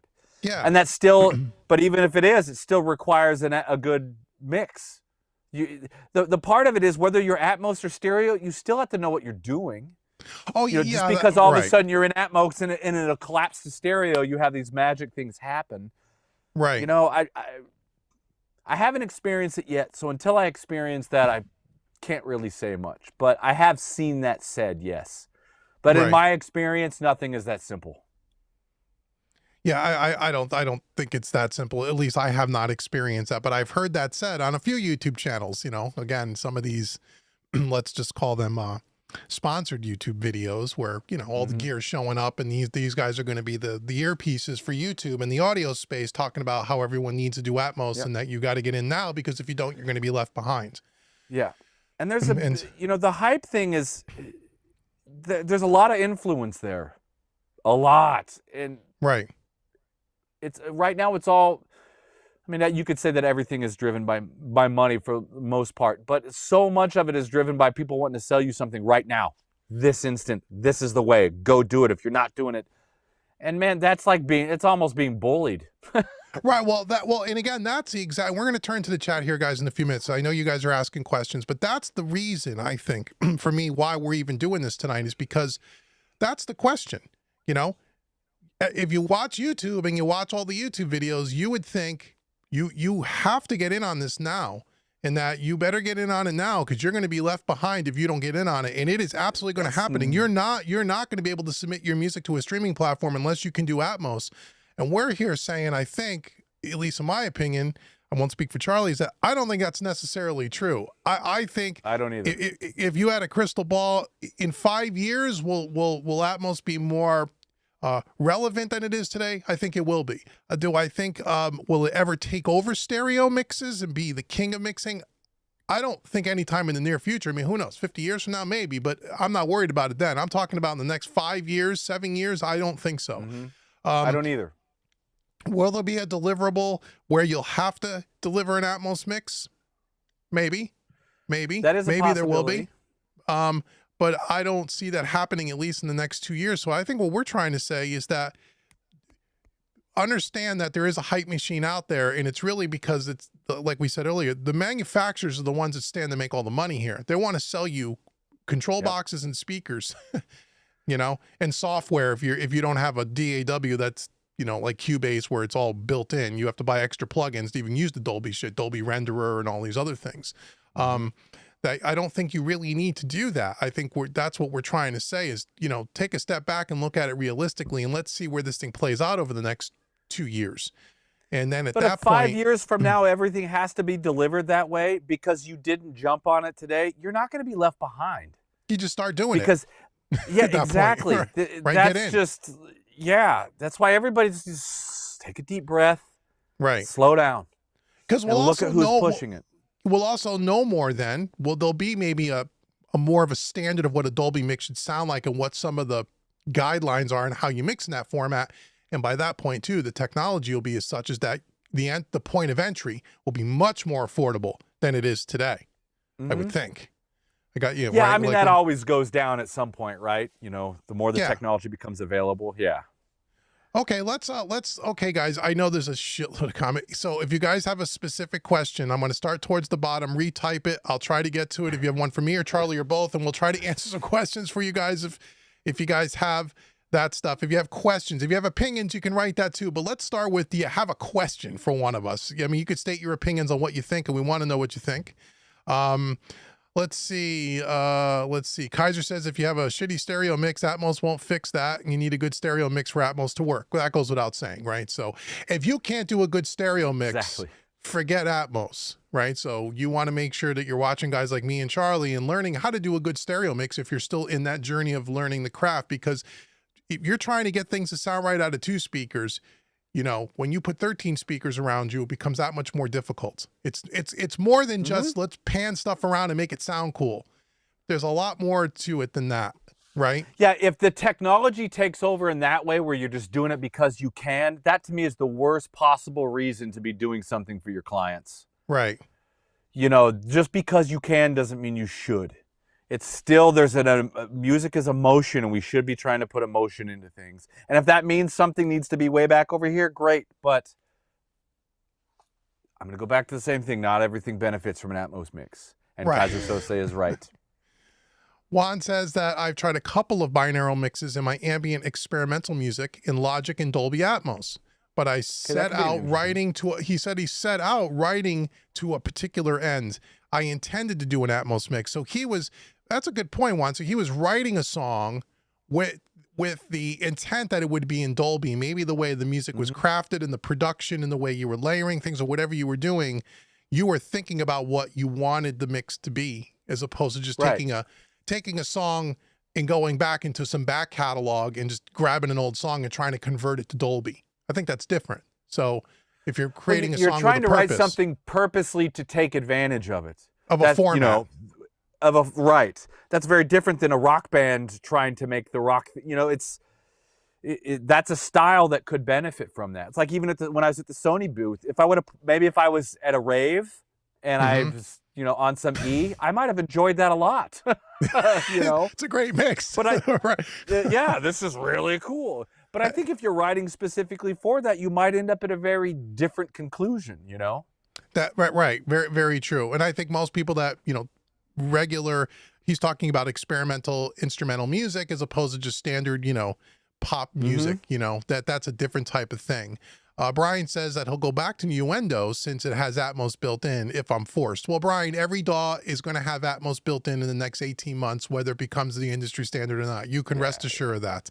It's going to happen. It's already it's in Logic. Yes, it's in Logic. Yeah, it's in Logic. It's in Cubase Nuendo. It will be in Studio One. And there's already now a couple of plugins for less than $100 you can get to make any DAW work with Dolby Atmos if you wanted to do the binaural mix in the headphones. So that's already there. You don't have to switch your DAW for that per se. You have to go learn a whole new DAW just to have Atmos in it, I wouldn't think. No, right. They'll all be that way. Yeah. So I wouldn't be in a hurry to switch your DAW if you don't want to. Just wait it out. Patience. Right. James wants to know, I guess maybe asking you, Charlie, you earlier mentioned that some old consoles that had Atmos can do Atmos. What do you mean exactly? You're talking about some of the routing capabilities of some of the vintage stuff, right? Well, I'm saying if you go look at, I can't remember the models right off the gates. Michael Brower talks about, I think the one maybe he used at Electric Lady when they put that SSL, had more routing capabilities. Hey, girl. Hey. Had way more routing capabilities than the standard. Really? You want more routing capabilities in your console? Had much more routing capabilities than what most consoles do because they were broadcast style consoles. I think when I brought up Bob's, they did over the years have had things modified, but I think he figured out routing ways with all the things you could do to make his work for that and be able to send stuff in enough places. Right. So a modern console doesn't have that. Oh, I mean, I'm sure there are very expensive. Well, an 88R might. I think the 88Rs have extra routing. I do think the big Hey, come here. Duality, I don't know if the Duality does, but I know the Duality, I'm sure, has more routing capabilities than my Origin, I would think. Right. You know, I would be, if I was a betting man, I'm going to say that SSL sometime in the next few years is going to have routing on their big boy consoles that's going to have that built in. But didn't they release a new console at Naam? I forget the name of it. Is it called the T or something? Didn't they just put out a real high-end console that has all these great touchscreens on it, and they were talking about Dolby? I thought I saw that was their live one. I didn't look at that very closely while I was there. It could be. Maybe it was their live one. I'll have to look at that. But I can tell you I mean, maybe they do already have that in there. That's a company that thinks pretty forward in their stuff. So I wouldn't be shocked if they had. I wouldn't be shocked if the big AMS Neve stuff eventually does too. Yeah, but again, like in James, we're talking about consoles north of 150 grand. We're not talking about. Yeah. We're not talking about a $50,000 or a $60,000 Trident. We're not talking about that. We're talking about a desk that's well twice or maybe 3 times that price. And yes, I'm sure if there isn't already, there will be a desk that will have that and a whole bunch of other bells and whistles that our consoles don't have. So again, you want to talk about a massive investment. That's, I mean, you're I talking think the about. Genesis is, the AMS Neve Genesis is a platform that's ripe to have that happen, because so much of it is software controlled analog stuff, but the way it's put together, that seems like the perfect board for them to try to put some of that in. But again, you're right on the cost on those things. You're six figures, easily. If not, you're into well over $100,000. So again, right. Again, for people but if like you're myself, just mixing, you don't need the pre's and stuff, so you could save that side and just have your line inputs, But still, I think it's still easily six figures. Yeah, if you can buy one modular like that, and they're not, sometimes you can buy them piecemeal, you can put in what you want, and then other times you're buying the package, and either you're using the features that are in it or you're not. I'll find that Bob Clearmountain. I'll find that Clearmountain video and send it to you. Okay. Or if I find it, I'll try to put it in the comments of this video. Yeah, in the comments, we'll link it in the. You send it to me, I'll put it in the description and link it. Yeah, because he did. I am paraphrasing a lot, trying to remember everything he talked about, because I wasn't specifically listening for some of those things at that point. I just remember him going through all of that. Right. And he did a much better job at talking through it than I am talking through his setup right now. I'll try to find that, because it was a great interview, and he gets technical, and he can explain it. So he does a very good job at that. Right, and he's really in tight with Apogee, who makes all the boxes and the converters, and he's really heavily involved in that. Yeah. But he's also really honest, though. He is. He's not a hype guy. He will just kind of gives you his honest take on things, which I appreciate quite a bit. Yeah, no, I do as well. Secret says, for cars, if the center is considered the entire cabin for all listeners, could coherent depth be perceptualized for distances relatively further away for all? So I guess he's saying if the center of the cabin is, and depending on where you're sitting in the vehicle and depending on the size of the vehicle and all of that, again, like you were saying, if I'm sitting in the front seat and everything is tuned to the driver's side and you're sitting in the back of my minivan, how is that listening experience? That's a very good question. I don't know. I have no idea. I don't either. That's kind of an interesting that would be an interesting thing to find out. I think what I would say just initially with that is you're trying to decide on a center point for people in different positions to hear the same thing. Everything becomes a manipulation in phase at that point of where they're trying to put stuff. How you could get, if you've got 4 people in a car, how you could decide on a same center point for everyone to hear things would be really difficult to me. Because it's also not a very big space, and everything is reflective around you. All your glass. Right. It's like worst case scenario for a room, right? Right. Well, then, and as but that's interesting. I'd love to find someone that knows the answer to that. And then if you're in that small space, and now as you fill up that space with humans, it changes the acoustic properties of the way of the way sound moves throughout. Because you become a sound absorber in a way. Yep. It's no different than if you're sitting in, glass at different angles. Right. That's right next to you. That, I don't know, man, I'm gonna have to see if I know anyone that may be on that side of things that could answer those questions. Because that is, at very least, that just intrigues me. Yeah, it's a hell. You're a lot smarter than us, because I would have come up with that question. But that's a great point. I don't know. Again, because when you're talking about a Dolby room, it's tuned to the chair and it's tuned to a very specific area.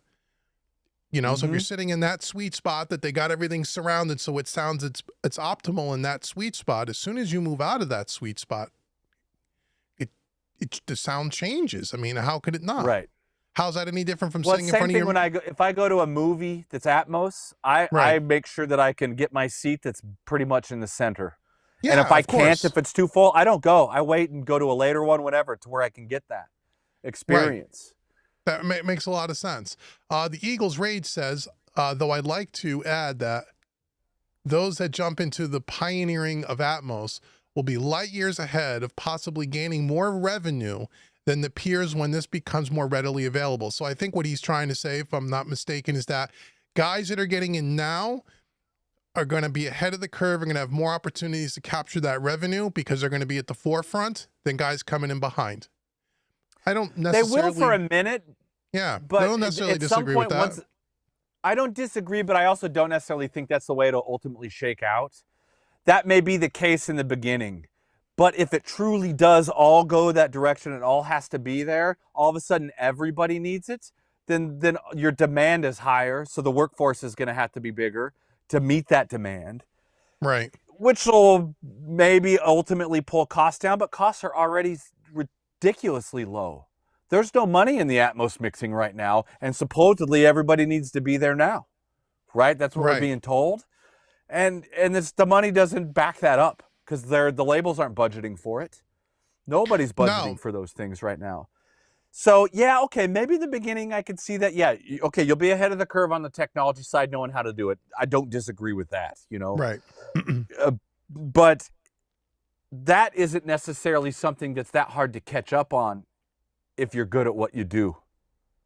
That can happen relatively quickly. And then if the demand for it rises, that stuff will be right back out to who's mixing what, to who's going to their favorite mixers to have stuff done. And I think it'll be just as diverse ultimately as it is now with stereo.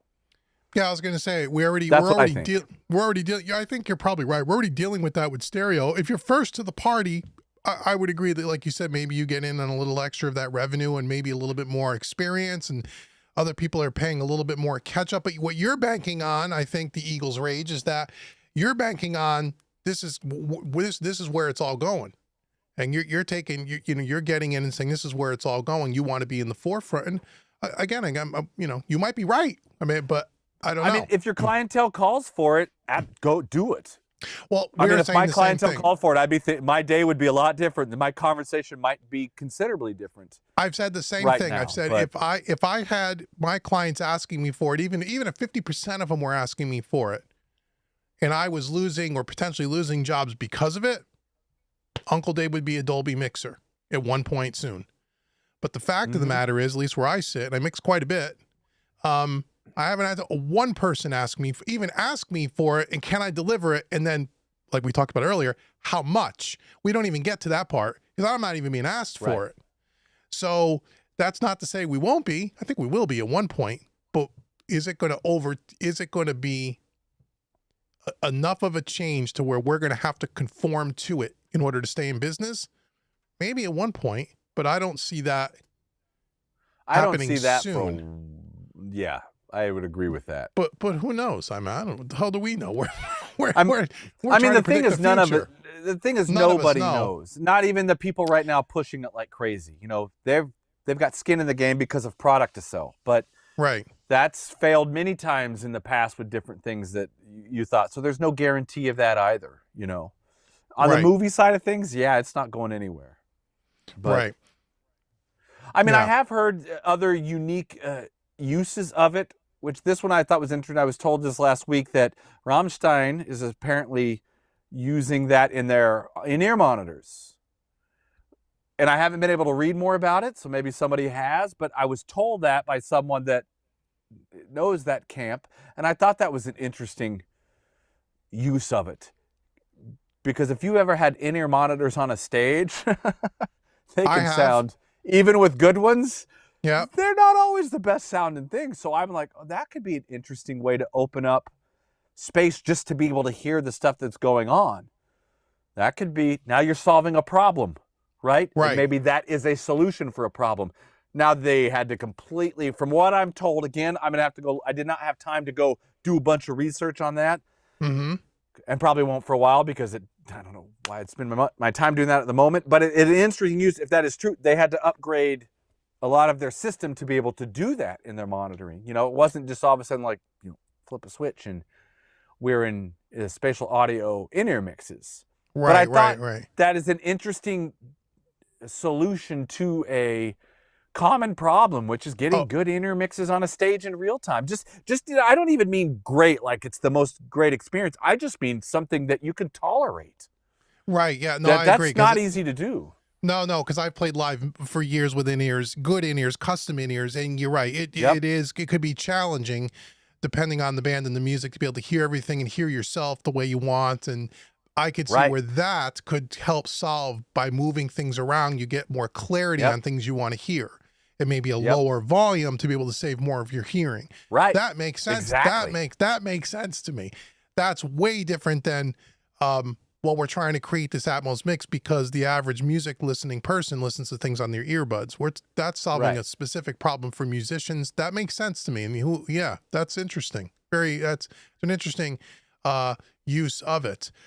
James, thanks so much for the super chat, brother. He says, I think Atmos will be now in mediation rooms because before they will come to a headphone with tiny little speakers on each side. It will take some time. Yeah, right. I don't think the headphone technology is such where you're going to be able to create the Atmos experience. I think eventually they will be. Earbuds are a different story, but regular cans, I'm sure there'll be something that'll give you more of the sensation than what they do today. And I don't think that's far away. No. But I still don't know how that will give you the same feeling of 13 speakers around you, above you, behind you, and all that. I don't see that. I don't know. I mean, we'll find out, but that just seems like, again, because they're so close to your ears. Remember, when you're in a Dolby room, things are away from you, right? Speakers are physically not right up against your head. That's the difference. And that is a huge thing to consider, because that's a really good point. You hear space very differently. I mean, I'm getting ready to try out some different ear pads for my headphones just to experiment with that and see how it shifts sound around as they get a little further away and whatnot, you know? Right. And now you shove them inside your ear. Right. That's why I never liked in-ears. I preferred headphones, even though most of the time I had to use in-ears live because it was just simpler. Mm-hmm. I never liked that sound when that stuff is directly inside my ears. Right, because you couldn't hear. It never feels the same. Right, because you don't hear the ambient around you at all. But also just like the way stuffed in your ears. It's almost like your ear canal starts to have a much more bigger impact on what you hear when something is down in it than it does if it's out here a little bit away.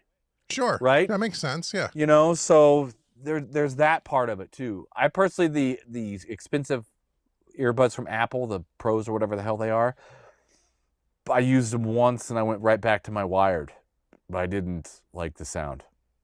Yeah, I have them, and they're okay. I mean, they're convenient, but I wouldn't say they're awesome sounding earbuds at all. I mean, they just sound average to me, and, you know, they're cool, they're wireless and whatnot, but they're nothing special. And when I use them to listen to the Apple spatial music, because that's what it sounds so great, and I'm listening, I'm going, am I not getting it? Because I don't get it. I mean, I'm like, I was listening to, I think, an old Rolling Stones tune that they did in spatial audio. And yeah, you turn your head to the right and I could kind of hear Keith's guitar a little bit more on the right. And it just seemed very gimmicky to me. It was cool for about 5 seconds. It was like for 5 seconds, I went, oh yeah, that's okay. And it sounded like the whole mix had a tiny little bit of a room reverb on it. But aside from that, I didn't go, oh my God, listen to the immersive sound of the Rolling Stones around me. It was nothing like that, even remotely close. So I thought maybe I don't understand, or maybe I'm not hearing something right. But I said, I don't get what the big deal is. I don't understand it personally, but we got this is the part of. Yep. No, Man Network says they're building an Atmos audio mix room, and he says there's only one sweet spot. Well, but that's in a stereo mixed room too. Sense. You sit in front of the console and that is it. If you're sitting on the back couch, the sweet spot's not the same. It's no right. So that's not right. That's pretty much the same. Let's see. We got a lot more comments down here. I'm sorry, guys. I'm trying to keep up with it. Let's see. Okay, the Eagles Raid says that by backing for the statement about being first in the game is that Full Sail University, where I currently attend, okay, so he attends a university for music, is already changing their curriculum to get us students on board with Atmos, which is a red flag for me. Well, again, right. Well, I mean, I think it's good that of course they are. They need to sell you something. Every school is going to do this eventually. Right. All right. And I taught at Musicians Institute for 20 years. I've seen it through 2 decades how that evolves. Right. You know, they have to get you in. They got to get you in. And again, like you said, from an education point of view, if you want to learn about it, I think it is really cool. You know? And I'll tell you Agreed. what, I've said this before. Hey, man, anyone watching this video, if Focal wants to send me 13 speakers to fill out my Focal rig, and if someone wants to send me the box, I would love to learn and experiment with it. It's not about I don't think it's a cool technology or it's not cool or fun to learn.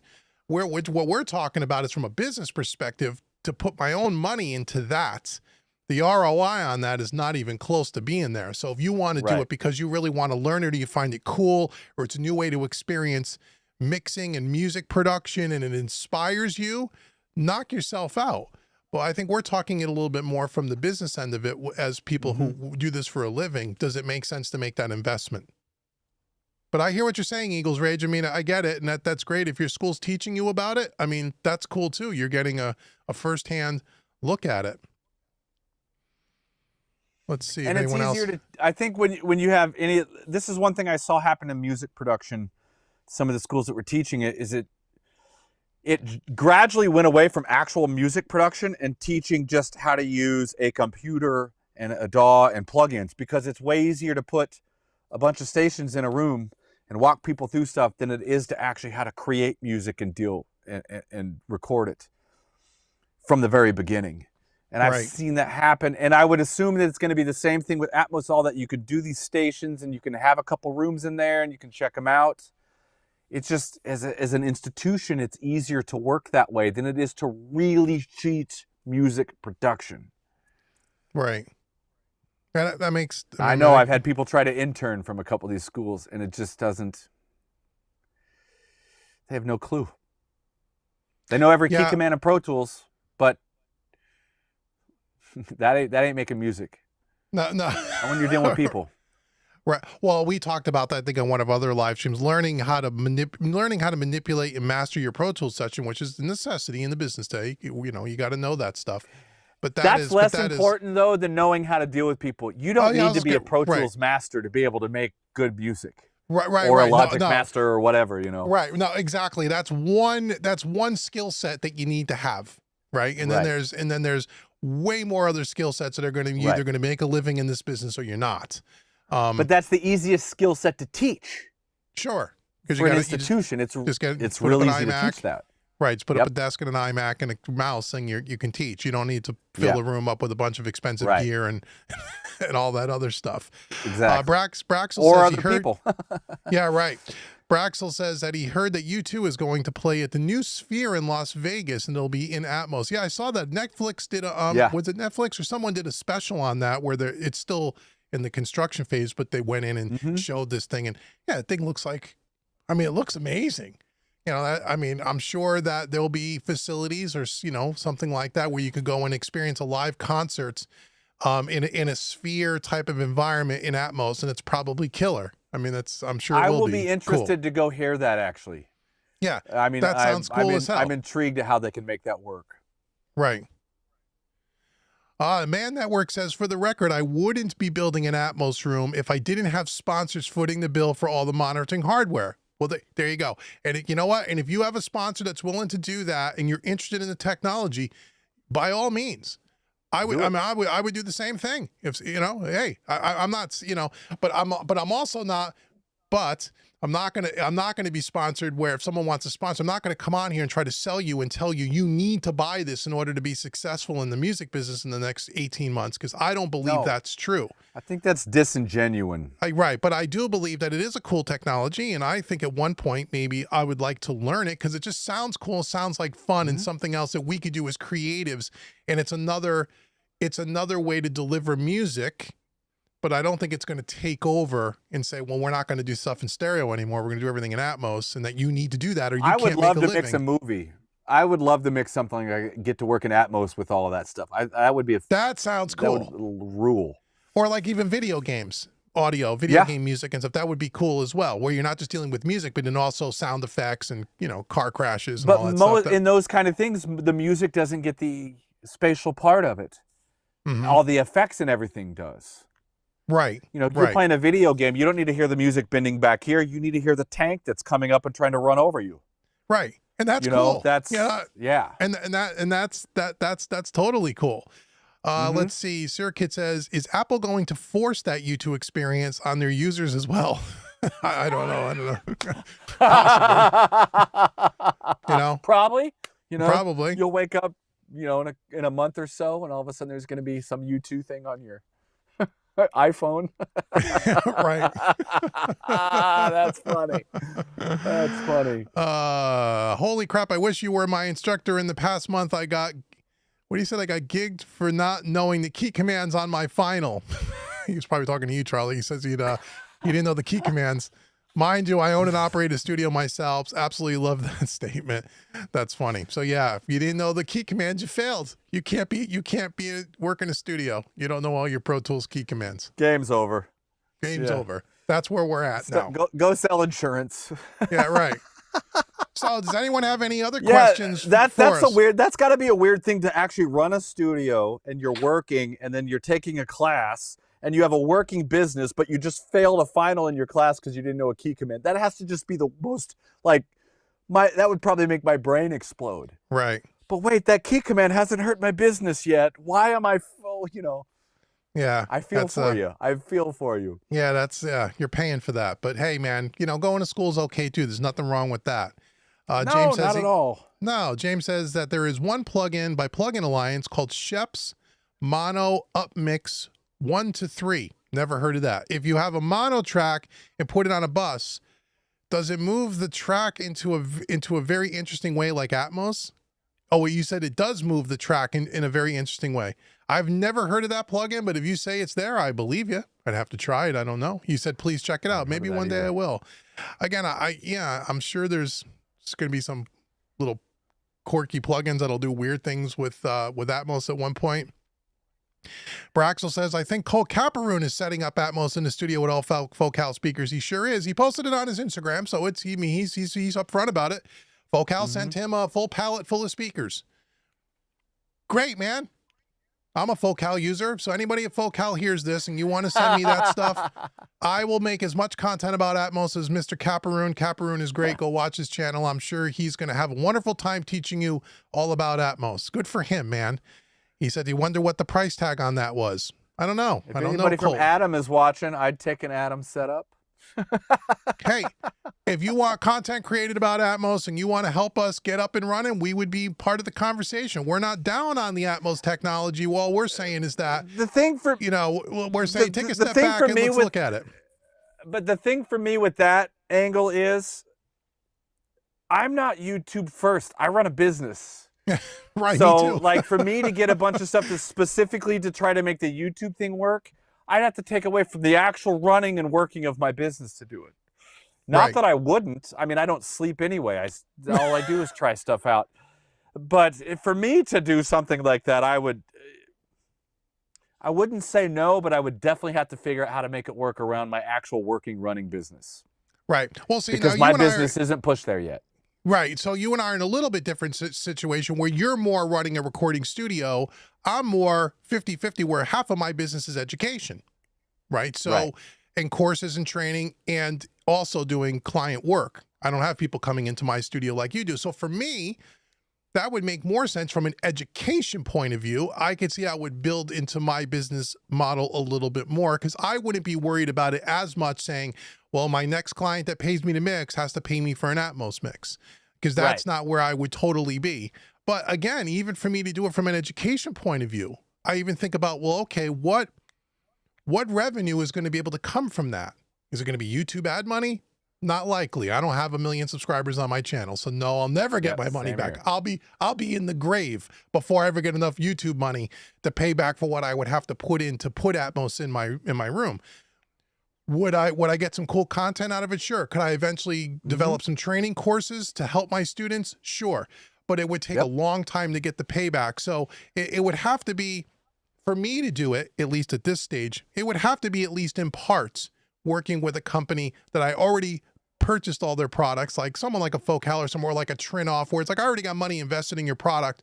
And if you wanted to do kind of a co-sponsor thing where maybe you could help me with some of the gear and I can help, but it would have to be with the right company. There'd have to be a lot of conversation behind the scene, but that's the only way it would even make sense for me. And I'm in a little bit different area than you are when it comes to that topic because I do a lot of education. I don't run a full-time recording studio. Right. So for you, it's like, well, you gotta do it, but then you gotta have clients that are gonna pay you to do that work. Right.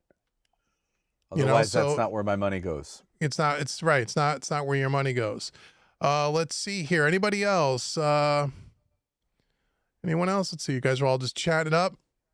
Man Networks, who's building an Atmos room, getting sponsored, right on, says he has never had an artist want Atmos, but plenty of labels are demanding a stereo and an Atmos mix. Okay, so Man Network, if you're working with labels that are telling you that's a deliverable and that's how you're being paid in part, well, then you have to be able to deliver that. So Yep, I get it. Exactly. Yep. I get it. And I'm sure most of my work is in the indie market. Right. You know, I work with mostly independent bands. Right. So if you were working with labels that was demanding that, you would somehow figure out a way to deliver it. Absolutely. If I wanted the work, yeah. right. If you wanted to get paid, right. Bill, thank you so much for the super chat. Says, thanks, gentlemen. You're very, very welcome. Yeah, people just keep saying Atmos won't fix your mix. No, we're not suggesting Atmos will fix your mix. Atmos will ruin a bad mix. If nothing else, it'll make your crappy stereo mix sound even worse. I would think it would sound worse in Atmos. I would imagine, right? Yeah. I would imagine. So a couple of people have asked, again, I skipped over it because we were talking on Atmos, but two people asked me about the new, I don't know who did. If you asked and you're still here, I apologize for skipping over, but you can keep asking your Atmos questions. But I saw two of you now have asked me about the new Warm preamp, and me and Charlie talked about this off camera. So I don't have any experience with the Warm Audio new preamp, but Charlie has had some experience with it. Does Charlie want to talk about his experience with it? I forget if you're still here in the chat, put your name up and I'll recognize you for asking the question. I didn't mean to skip over you. We were trying to stay on the Dolby thing. But two people have asked about this new, what is it called? The WA something or another? There's an X in it. I can't remember. Okay, yeah, so it's based on the Ampex. It's based on the, old Ampex, I think 351, I think is it. So what's your experience with it? Because I don't have any experience with other. I saw it and it looks cool. I had one to use for a minute, and I literally used it not very long. I did not care for it. I mean, I've got a lot of options here, and I've done a lot of different mic testing or mic pre-testing over the years, and I was excited and not excited because my experience overall with Warm Audio is quality control issues. Every single thing that I've ever bought from them has had a problem. Everything. And I only have one piece left that was modded by Revive. So I was hesitant. I was kind of excited because it's something that's not an everyday. It's not another Neve clone or SSL or whatever. Yeah, it was something unique. Looked like it could be cool. Yep. Right? So I'm like, okay, let's see what happens. And the first thing I did was set it up in here in the control room and just start running a bunch of stuff through it. And I was nothing low end stuff, some bass stuff. I was like, okay, that's cool. I like that. I had a vocal or two. It was interesting. But the big thing with that is it's the tube and the saturation. And I just don't think they hit the mark with it. Okay. The saturation was felt and sounded simply like overdrive distortion. Did not feel like tape to me. It did not feel like it rounded off that way. I tried to get a drum sound in my room with my Ludwig and a pair of Delphos, and the room sounded, it made everything sound very cold. I didn't like how the cymbals sounded on it. And this is just my opinion to gear. All this stuff is very subjective. Right. But I went and watched a bunch of videos thinking, am I doing something wrong? And I watched a bunch of stuff and I heard the same things in all these other demos. And I'm like, there's no way I'm the only person on the planet that thinks this. And then I started seeing comments and stuff somewhere and I'm like, okay, I'm not. I am definitely not the only person. Right. But it didn't, like I said, I liked it on a few bass things, some low end stuff that I was like, ooh, this is kind of neat. But I can reproduce similar things. It didn't add something to my arsenal that made me want to add that in here. And right out of the gates, a switch didn't work on it. I'm like, oh, that's to me, okay. My continuation of getting to use this gear that always has a problem out of gates that had not changed. Right. So it just wasn't for me. That's what it came down to. The funny thing was, I have an old ART TPS 2. It's actually Ernesto's. And I use it here for some guitar stuff because it sounds pretty freaking good. And I'm like, okay, I'm just going to pull that out. And same thing. I just pulled the mics out, plugged them into that thing. 2 minutes later, I was playing. I'm like, I got a pretty cool drum sound right now. My cymbals sound good. If I dried the room up, it helped out a little bit. But if I have to change my room to use a piece of gear, probably not going to use that piece of gear. Right. 'Cause I got a pretty good sounding room. Right. You know, right. if I go to the Trident right away, bam, you know, I'm up. If I go to my Overstayers, my Heritage, the same thing. This, I didn't get that. But the biggest thing to me was the tone knobs on it, which is basically impedance switching, especially when you were using it on the line input, sounded simply like gain boost. I did not hear the switching of what I expect to hear when there's impedance shift, which works better with microphones, in my experience, than on the line inputs. But the big thing was the tape saturation I just don't think it was right. And it was, you know, you get a sound, I'm like, okay, I got some levels, there's something, maybe if I turn on the saturation, it'll help. Right. Kicked it on, and it's like a 6 dB boost instantly. Like, I got to everything back down to try, it was just distortion. Right, and that's not how tape works. I mean, it's not that big of a boost. It's a little bit of a, you know, tape is more a little low end bump, a little round at the top maybe, but it's not this huge level It's shift. not just a gain boost. Right, and exactly. I've worked on tape a lot, and not just this freaking Fostex that I have worked here. on real the tape. first half of my music career was all on tape. You know, everything we did was that way. So I'm very familiar with the sound and the feel of it as well. You know, and this just didn't. The big thing to me was, how does it feel when I start to use this stuff? And it didn't do it for me. It didn't, you know, I saw some other videos, people loved it, and I did not. Well, yeah, so a lot now people are chatting up. Okay, so this is a good subject people want to talk about. So let's see, a couple people saying warm audio is cheap. It says a lot: innovation, quality, service, and price. You can't have you can have three, but not all four. Okay. And again, you know, Warm Audio is one of those companies that makes, you know, a lot of classic emulate reproductions at a very affordable price. But again, I've said it on the channel before. I don't own any Warm Audio gear. I've had a few pieces several years ago. I tried their Pultec, their 1176, and their LA2A. They all worked. None of the three were defective, but none of the three didn't impress me at all. And when I compared them to a plugin, the plugin sounded better to me. And so I sent them back. Now, this is going back a handful of years, but I've heard from many people, many students of mine, tell me about the inconsistent quality, we'll just say, about Warm Audio gear in general. And I heard some of that stuff's improved over the years, and maybe it has. I don't have any experience, but here's an example of their brand new piece that, and some people are saying here in the chat that, you know, a lot of YouTube channels are hyping it. I haven't seen a YouTube video yet where people didn't have nothing but glowing things to say about that product. But they reached out to me and said kind of the same thing, that, oh no, everybody's been in love with it. And I haven't, I don't want to go too much in that because I haven't responded to that email. I want to make sure that I'm fair, because they did, you know, I'm not just going to come out. I got asked to make a video with the comparison I did with the TP, and I'm like, you know, I'm not going to waste my time to do a straight out negative thing. It's something that's subjective. I'll talk about it. You ask my opinion. I'm going to give you my opinion, my honest opinion of what it was. I have no problem doing that, but I'm not going to go out of my way, because I'm not against cheap gear. Me neither. At the end of the day, I'm a believer that everything's just a paintbrush and a tool, right? I have a lot of Golden Age stuff. I've owned a lot of Golden Age over the years. I mean, a lot. At one point, I think I had probably... Yep. I've had one problem. One ribbon cable. I sent it to Rad in New York. They fixed it. It came back. That piece of gear is still in my rack. The only reason I don't own all the other Golden Age stuff that I did when I think I had 10 mic pre's at one point. I had the 1081 EQ, the 1073 EQ. I had the Comp 54s.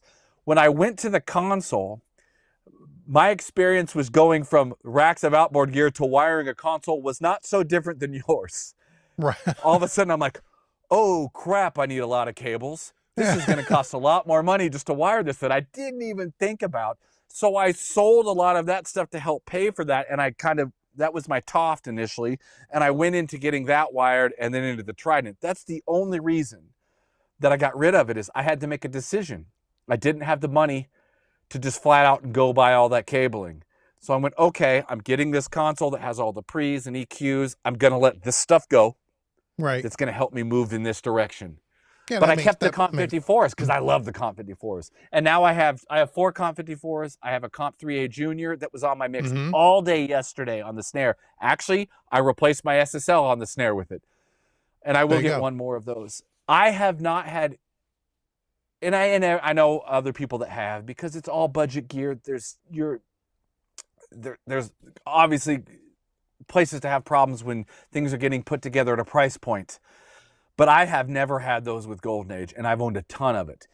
Every single thing I've gotten from Warm, the first WA-786 I bought didn't even work. I had to send it back right away. The second one, all the pots were already scratchy. Right. You know, even the Tone Beast I had, and I didn't actually hate the sound of the Tone Beast, but right out of the box. Like, how am I going to use it? I can't set levels with this. Once it was set, I actually didn't hate the sound of those things. And at least that was them trying to, it was based on a 312, but they were trying to do something different with it. And I'm not necessarily against clones or any of that. And it's very subjective. I've used a lot more Warm audio gear than I've owned. And my opinion is not different. Right. And there's a difference between, like you said, it's all subjective when it comes to the sound, and the budget gear, whether it's budget or expensive gear, it's all subjective. But what isn't subjective is whether the damn thing works out of the box the way it's supposed to. That either is or it isn't. There's no opinion there. It's either fact or it's not fact. I have a lot of budget gear. My brand new favorite compressor right now is a DBX 160A, which is $300, and I got 4 of them now because I just think they sound great on everything. Right. My 160Xs, that was my vocal compressors for yesterday's mix. Yeah, those are great for the money. I tell people, go to Reverb and buy these things because they're so cheap and they sound really good and they're super reliable. You don't have to have all top end gear. There are some pieces where I think the real deal sounds better. But again, sounds better is subjective. That just sounds better to me. It doesn't mean it sounds better to Charlie or anybody else that's here. But whether my big thing about the whole Warm audio subject isn't so much, well, it's cheap and the parts are cheap and it doesn't sound as good, because that is subjective. My whole thing is I hear all the time about the quality issues. Right. And I say, if you want to buy Warm audio gear, buy it from a trusted online retailer where you have an extended warranty, like a Zounds or Sweetwater, where they'll take care of you. So if it dies in 3 months, you're not stuck, you know? Right. And then try it. But try to buy it somewhere. I would never buy it on the used market, that's for sure. Right, and you see a lot of it on the used market, but you don't see a lot of, you don't see as much Audioscape or even Stam, who's been around, though they're a whole other thing, or even Heritage Audio for that matter. But again, the subjective part of it, you can't argue. That's all opinions, and if you like the sound of their WMPX or whatever it's called, then I'm not going to argue with you about it. You like it. Right. Then use it. Awesome.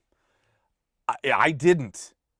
I think they missed the mark on the whole tape saturation side of things. I didn't like how cold it made some things sound. I didn't like how it made my room sound. Period. I'm done. And I've got plenty of other things to run through to recreate similar type of sounds if that's really what I wanted. But if you bought it and was like, no, this is the best thing, it's great, cool, man. I got no problem with that. Who am I to tell you that you're wrong? Right. So some people are chatting about this. So they're saying they heard so much hype about the new Warm audio preamp, and they're glad they didn't invest in it. Ended up getting a Neve 1073 instead, since I know its reputation. Well, okay, so you're not. At least I've never heard. There's certain companies you buy product no matter what you buy, it's going to work. Neve is one of those companies. I would say API is one of those companies. SSL is one of those companies. That doesn't mean you're not going to get an occasional problem. It could happen one out of 10,000 units. But if you buy a Neve 1073, it's been around for decades. It's been on thousands of records. It's going to sound good in a lot of different applications. And most importantly, it's going to be built well and it's going to work. But there's a difference between a $1,200 Neve 1073 and a $300 1073 put whatever company name you want on it.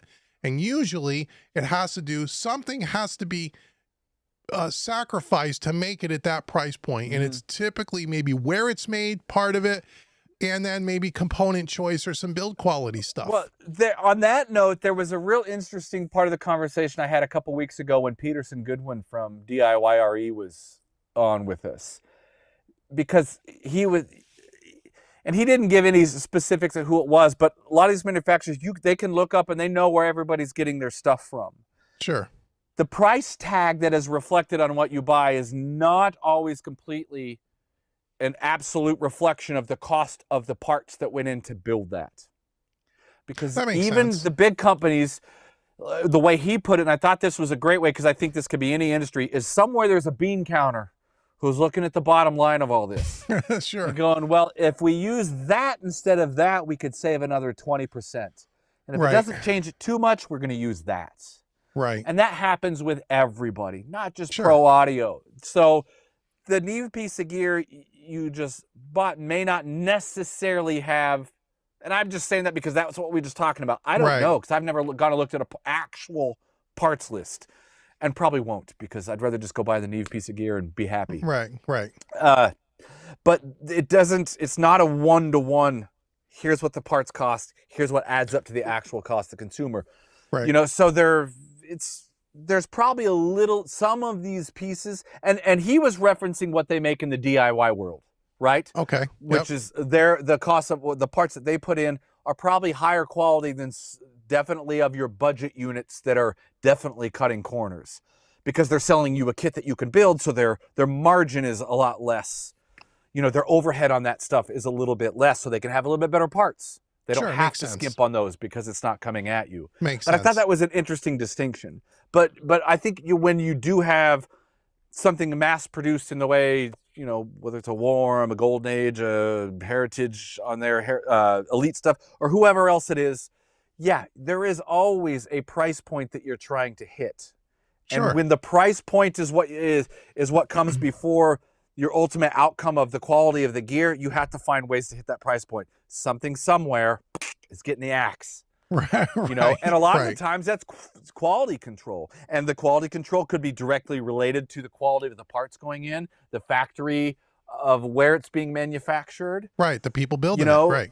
Right, exactly. You know, they don't care as much in some places as they do in others. So there's multiple factors that could go into that. But at some point, if that's what you're doing, you get your quality control under control. Sorry, I was looking for a different way to put that. No, but you're right. Yeah. How many times can I say control in the same sentence? That's my biggest beef. And, you know, it's Warm Audio is similar to that in the way I used to, and you still hear about Gibson guitars. I mean, we're talking about one of the most popular guitar manufacturers ever created, right? But they have a history of spotty quality, you know, during different decades on different models and stuff. And, you know, everyone hears about, you know, you got to go play 40 Les Pauls if you want to find one that plays right. That's a real thing.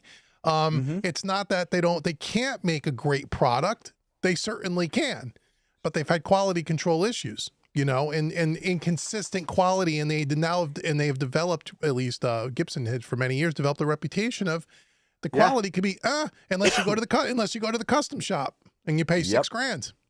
Yep.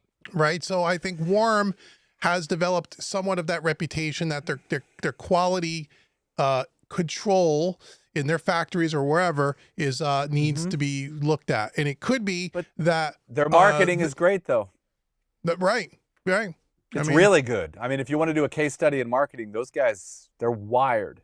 My thing to anyone with any of this is, I don't care even if you're watching one of my videos, don't just, I try not to be, I mean, I get excited because I'm excited about all this. So if something I think sounds good, I'm like, yeah, you know, but I try not to just flat out too often just tell you it's great and you should go get something, because that's, and I have before, but I really try not to. But whether it's me or anybody, don't close your eyes and listen and really try to understand what you're hearing. Don't believe just because everyone else says it's great, it is. And don't believe if everyone says it's bad, it is.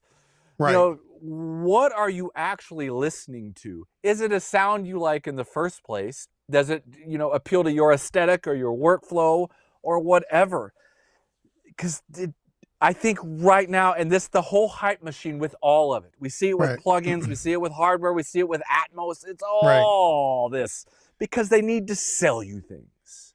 That's right. Doesn't mean you have to buy it. Right. Or So again, really listen, and is it something you need? Whether it's Atmos or whether it's a mic pre or a microphone or a plug-in. You know, Right. that one Waves BB, whatever the like 2-knob plug-in, the tube thing, the supposed game changer when I they did a came video out with on all the that. people. I'm just like, I did a video on that and said it's not really game changer. Why? That's what I Why said. do you have to be so hyperbolic? I think I'm the only one, or at least at that time, the only video that came out and said there's nothing special. But I said, if you don't have There's a a great saturation, one. I cannot remember the guy's name, but he did a full-on test showing what they were doing, and he simply used a gain and something else, stock plugins, to recreate what was going on. And I cannot remember the guy's name, so I can't even go find the video again. Right. But he did a good one too. But these words of game changer, amazing, fantastic, never seen anything this good. It's like, just stop the hyperbolic talk. For one thing, as much as I love gear, and you and I love gear, we talk about it all the time. Yeah. There is no one piece of gear in here that was so game changing that my life changed. Oh, Not from a sonic standpoint. Now, the console changed my workflow and what it would allow me to do. That was game changing for my workflow, me personally. Right. But none of this stuff is, I mean, we're gaining little pieces here and there, and we're trying to put a puzzle together to create something out of that is great for our clients. But man, I don't buy when someone comes at me and just says, this is the best thing ever, this will change your life, put on your $2, it's the best thing in the world. I'm just be like, well, again, you just lost credibility with me. Yeah, I've said it a lot of times on our channels here, and people have mentioned some specific YouTube channels. I'm not going to mention those channels, but I say all the time, look, and again, this is not just our audio space. This is in any industry, the computer industry, cell phones. I don't care what the hell you're selling, but we're talking about audio gear. Yeah, these things talk about hype, man. Come on. Right. There are very few YouTube channels in our audio space world that I've seen where you're getting the honest, full opinion of what's going on with the piece of gear. And the reason why I say that is a couple things. One, 90% of them are all sponsored, and they say that they're sponsored, and they make money because if you go out on their affiliate link, they're making money.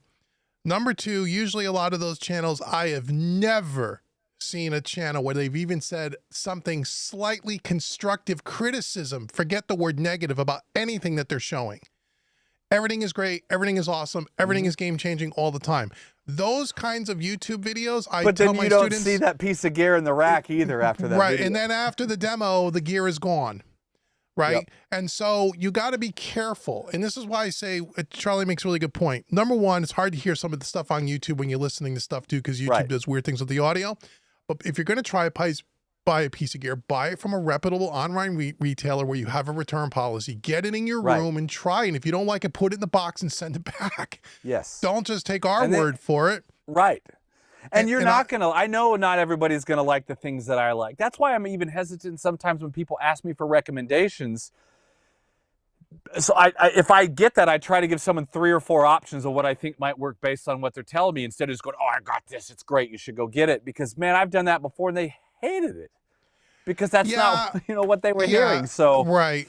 And a lot of times, I have no problem if someone's sponsored and they're trying to make a living and doing that. No problem with that. This is hard to make a living at doing, man.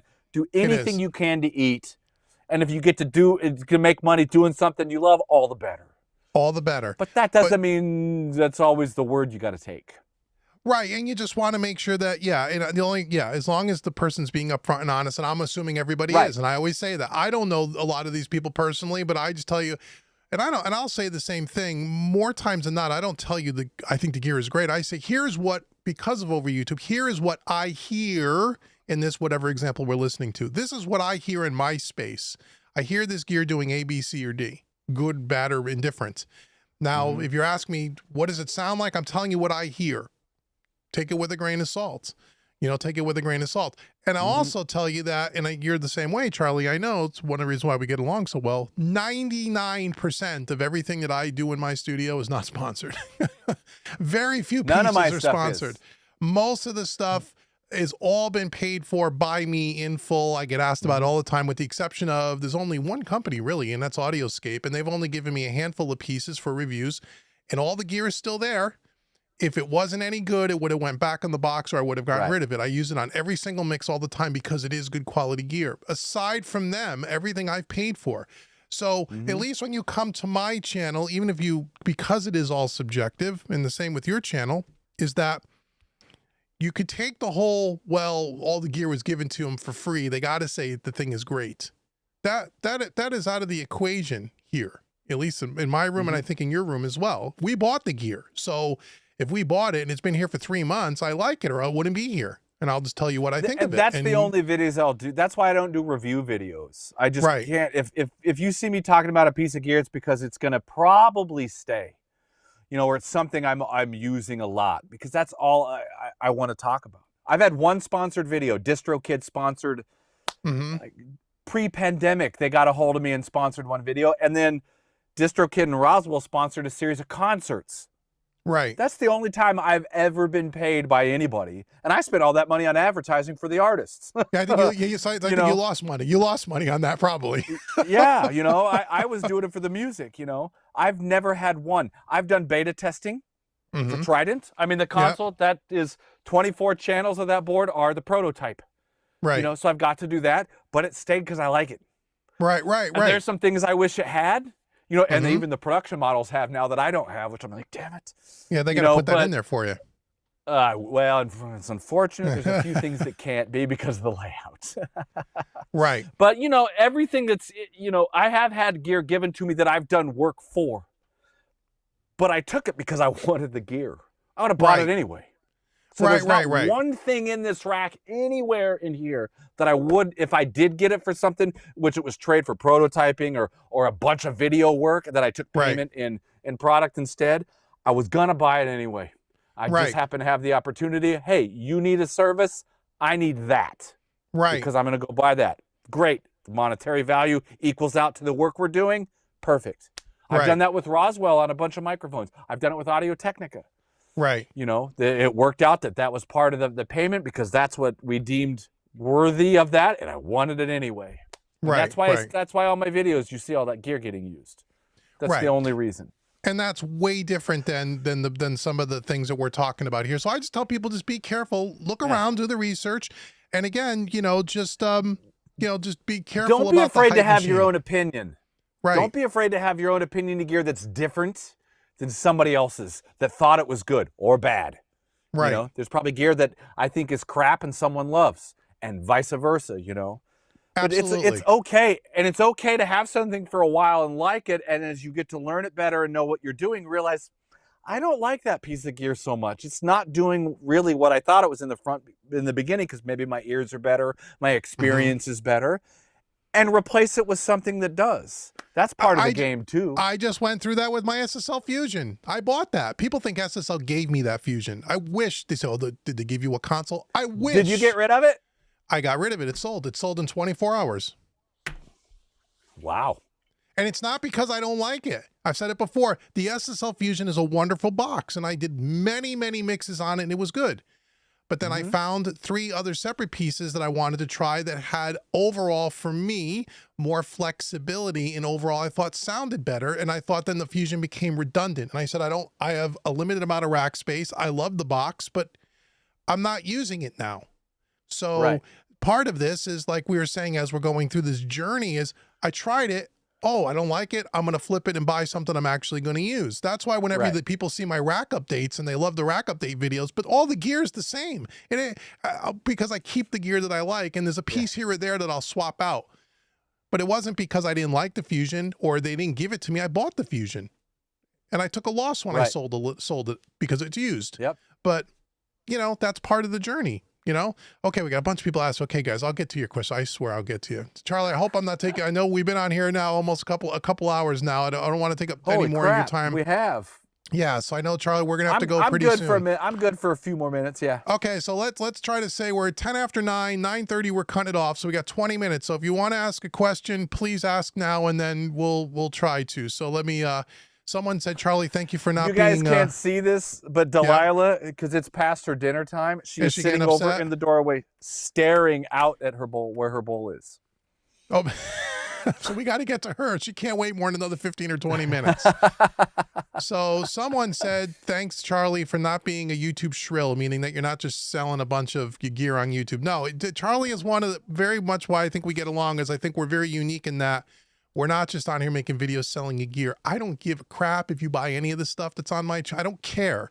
I just tell you what I think because you ask me. So if I have a piece of gear and you want to know what it sounds like, I'm going to tell you what I think it sounds like. If you don't buy it, don't buy it. I don't care. I'd rather show you ways to make music with it. You decide if it's a tool that can help. And that's what I'd rather show. That's what I do when we do mix breakdowns and stuff. Here's how I'm using it. And here's why I chose it. In my head, this is what I heard. I think that's more informational than just, here's the knobs, let's twist them, and here's what it sounds like. Because you can all do that. Zona wants to know if any of us used Audient preamps. I personally have not used anything by Audient. Have you, Charlie?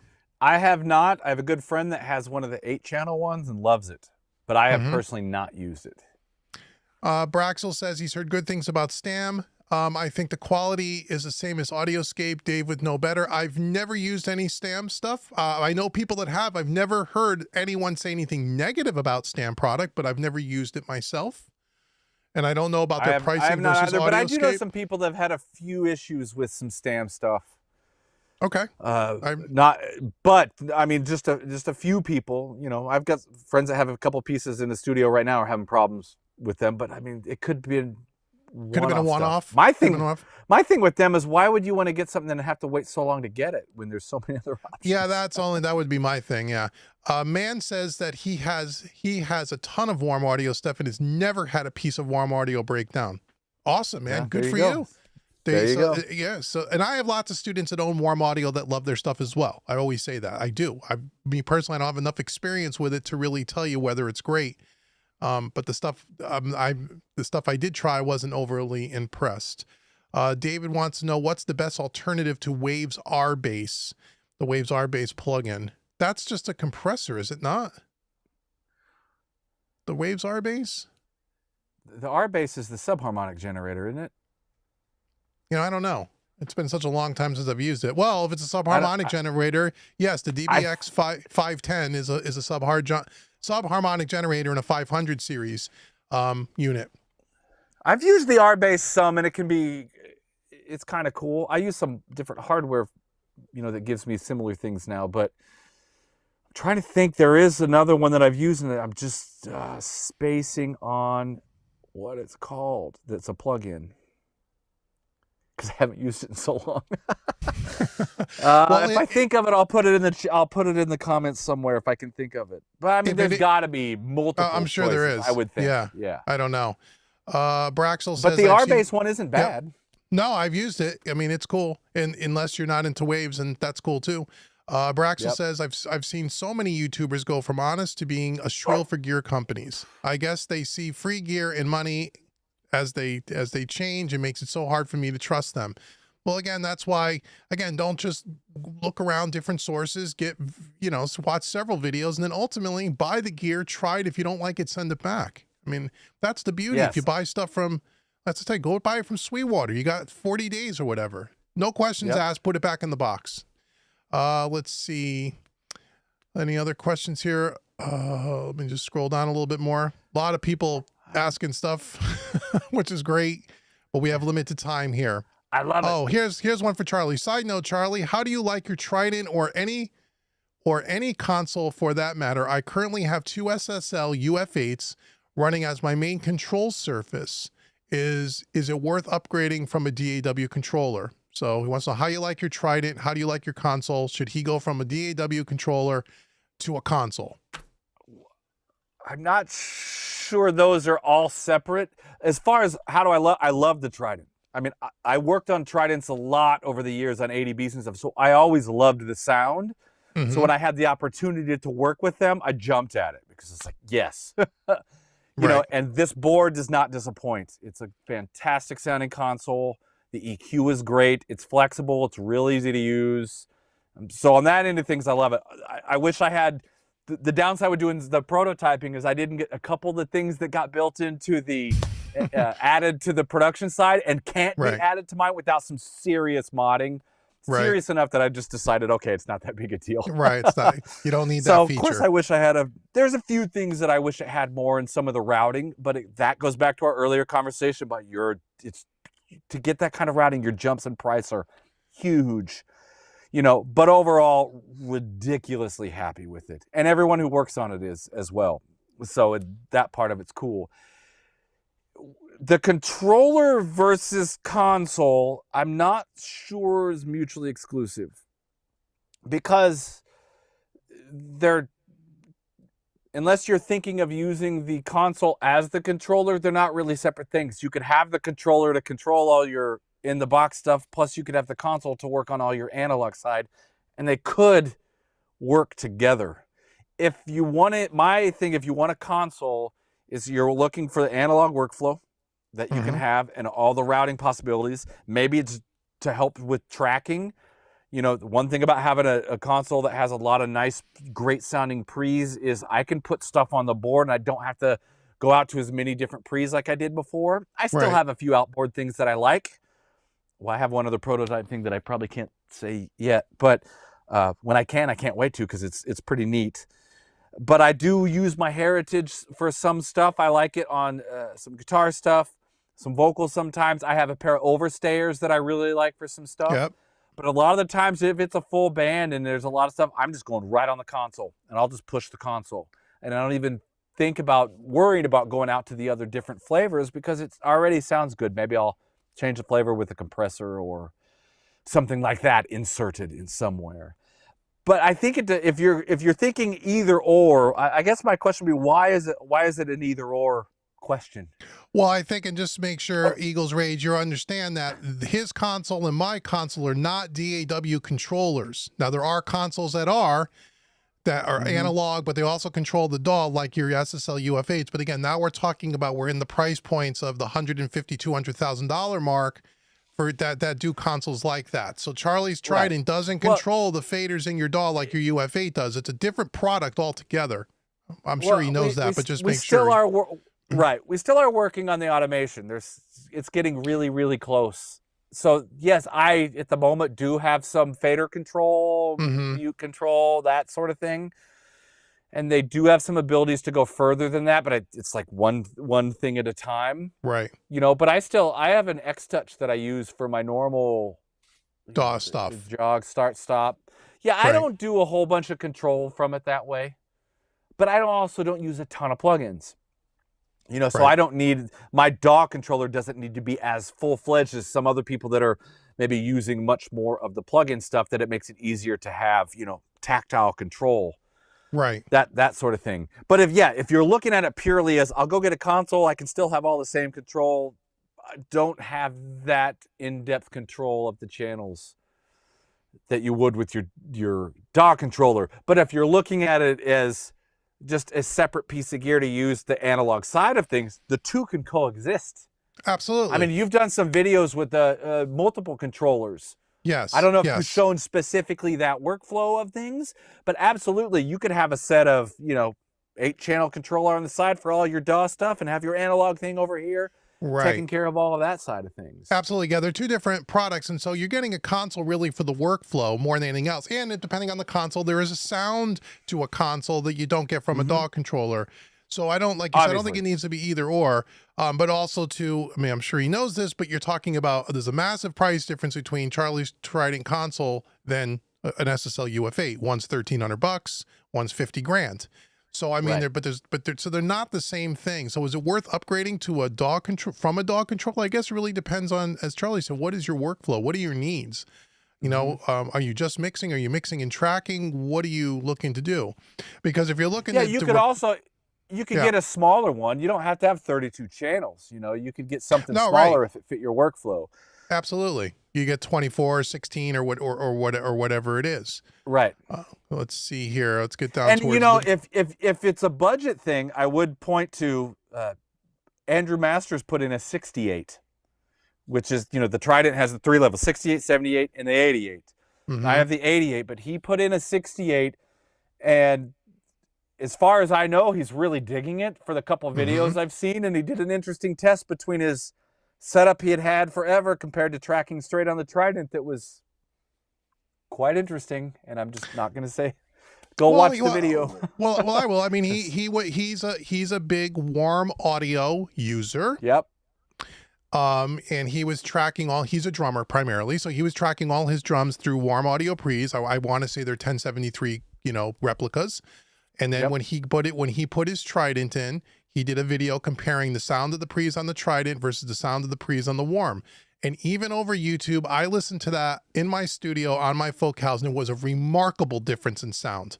Way more than I thought there was going to be. And he even said, I'm surprised, I'll give him a little bit of credit, because I'm surprised he said that, because I know he's a sponsored channel by Warm Audio.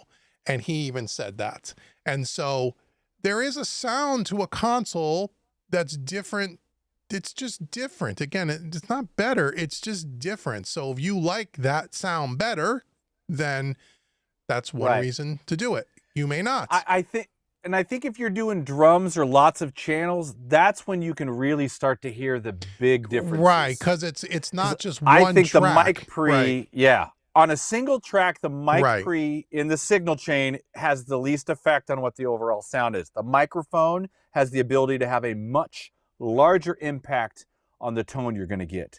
But as you start to add channels, and especially with drums, you can really start to hear the cumulative effect of what those sound like. And I noticed it when I went to the 32, at the beginning of last year, when I took it down there and we pulled the 24 out, put it in a new frame, because that's what we did, and we added 8 channels. And at the time, I only had 8 channels with the input transformers. So I had them add 8 more. So I have half and half.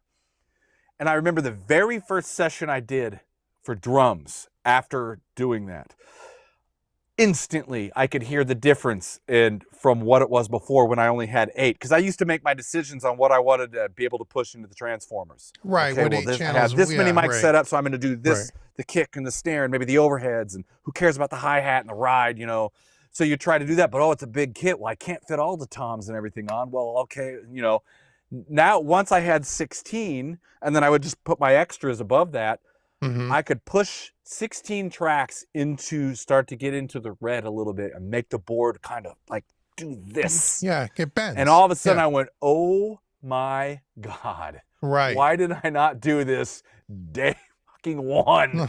Because you didn't know. Well, I know, I didn't. You didn't know. But then I realized I could start pushing into it and really start to see what the board could do on a lot of tracks. I started a lot less outboard processing. I'd have less compressors going, less different things to make happen, because the board was starting to do this for me. And I was like, okay, now I really get it. I feel like this is something I should have known, especially with the amount of years I'd had this board, and I'd worked on Tridents and with other engineers that love to push things until they break. Yeah. I felt like I should have maybe known that already, but I didn't. That day was just like, my head exploded. Yeah, that was the same with me when the first time I fired up a mix on the Origin was a mix I did on the box so many times, and I pushed up the faders. We had no outboard gear even hooked up to the damn thing yet, and I went, why does that sound different to me? And when I started the channel, I had said it was all about the workflow, even if it sounded 100% identical to in the box, because and I thought maybe it would, but I didn't care. I wanted I wanted the workflow. And there is something to the workflow side of it too, though. I don't think that should be discounted in a decision. But what I learned very quickly is that, now I understand what all these old school cats are talking about when they're using these big desks. Now I get it, because it has a sound that is not the same as working in the box with a channel strip. It's not. Right. It doesn't mean it's better. It's way different. But I didn't know that until I stood in the room with it and went, now I understand it now. And what I found is, even though I have racks of gear, I don't use them all on every mix. I'm using a lot less gear, because the board is a big compressor. It's a big color box. So, that's about that. All right, so last couple of things here, and then we're going to roll out of here. So Mike, going back to the immersive stuff, here's an interesting statement. Mike says, immersive music is not only the future, it is the present. It is not a passing fad. With Apple Music on board, as well as so many streaming platforms, being able to listen on headphones or sound bars No need to have special speaker setups like 5.1 and 7.1 back in the day. Quad. Immersive is here to stay. Oh, okay, good point. But as I said, soundbars currently, today, soundbars, headphones, and earbuds does not sound anything like a Dolby room mix. It's not even in the same hemisphere. And that's what we talked about, Mike, a little earlier. Yeah, and we talked about that earlier in the broadcast, Mike, if you're just joining us, that I don't think either one of us says it's a passing fad. We all said, I think it's here to stay on some level. We're just saying that the hype around it, how it's the next second coming of what stereo was to mono, we don't think it's in that same category. But I think it is here to stay. Not everything benefits from a Atmos mix. I'm just going to say that over and over, and I think that's the truth. I think some things can and will, and I think there's probably some creative ways of using it that we obviously haven't seen yet, like kind of like the Rammstein thing, the way they're doing the in-ears and all that. You know, I think there'll be some cool uses for it that will have things, but I do not think it will be the main delivery for every single thing. And Apple, as big as they are here in the States, is not the biggest thing in the world when it comes to streaming. They're not even close. So they don't own the whole sway over the world that the way they do, you know. Well, I don't even know if they own here. I think Spotify is probably technically still bigger, although they don't have the numbers. And I think even YouTube may be the biggest of all of them. Thought of that. Because of what it is, you know. But I don't disagree that it's here to stay. I mean, it's been here for a little while, but I don't think it's the be-all, end-all of everything. No, and I don't think it's nearly the hype that you'll see all over YouTube. And that was part of what we were trying to talk about tonight, was we see what everybody's saying in our industry on YouTube. Is it really that, or is there a little bit of the hype machine and manufacturers looking to sell lots of product? What is that really playing here? And I think we came to the conclusion that that's a pretty big factor here. That doesn't mean that it's not cool, and it doesn't mean it's not here to stay. And I'll just say it again, that until a consumer can hear it on headphones and earbuds, that's the make or break it. And I don't think the sound bars or any of that is ever going to be an Atmos experience. Not that it has to be.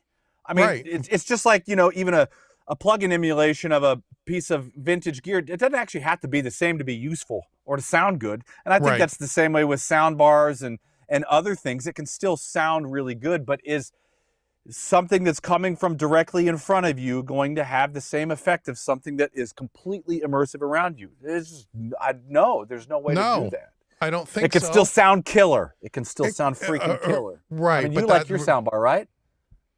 I have You've got one, right? Yeah. I have a sound bar. Yeah. I think it sounds great. It does, but again, but does it sound like a Dolby? Does it sound? Could I play an Atmos mix at it and get that same experience? Of course not. Of course not. It doesn't sound anything like that. I don't hear things coming from behind me when I'm listening to it on a soundbar, but I like the soundbar. It sounds really good. So, well, anyway, it's going to be an interesting next 5 years, 3 to 5 years. It will be. And again, I think it is a cool thing. I think it is cool. And I'm going to experiment within the box with headphones just for fun. I think it's cool. I think if it helps unlock your creativity in a way, I think it's a wonderful thing. But don't think you got to go out and you have to buy all that crap today because you're not going to be able to make any money and you're going to lose all your clients and all that. Yeah. Don't believe that, because that's just not true. But if you want to get in and you got the funds to get in. Yeah. Have fun with it, right? Exactly. So, I mean, that's what we're supposed to do with all this, is have fun, right? If it's not exactly. fun, why are we doing this? Why are we doing it? Go sell insurance. So anyway, well, Charlie, thank you so much, Charlie. We've been on here now for a couple hours, a little over 2.5 hours. So great. This is great. And I want to thank everyone for joining us tonight. I hope you learned something, or at least you had something to think about when we talk about all these different topics. Again, leave comments below. And if you have any other questions, we'll try to follow up over the next few days and answer them.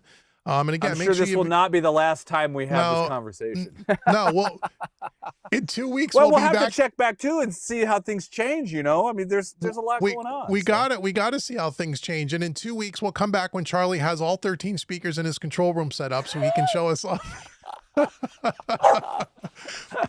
If you guys aren't doing anything tomorrow, we've got a console side chat tomorrow at 2 p.m. LA time.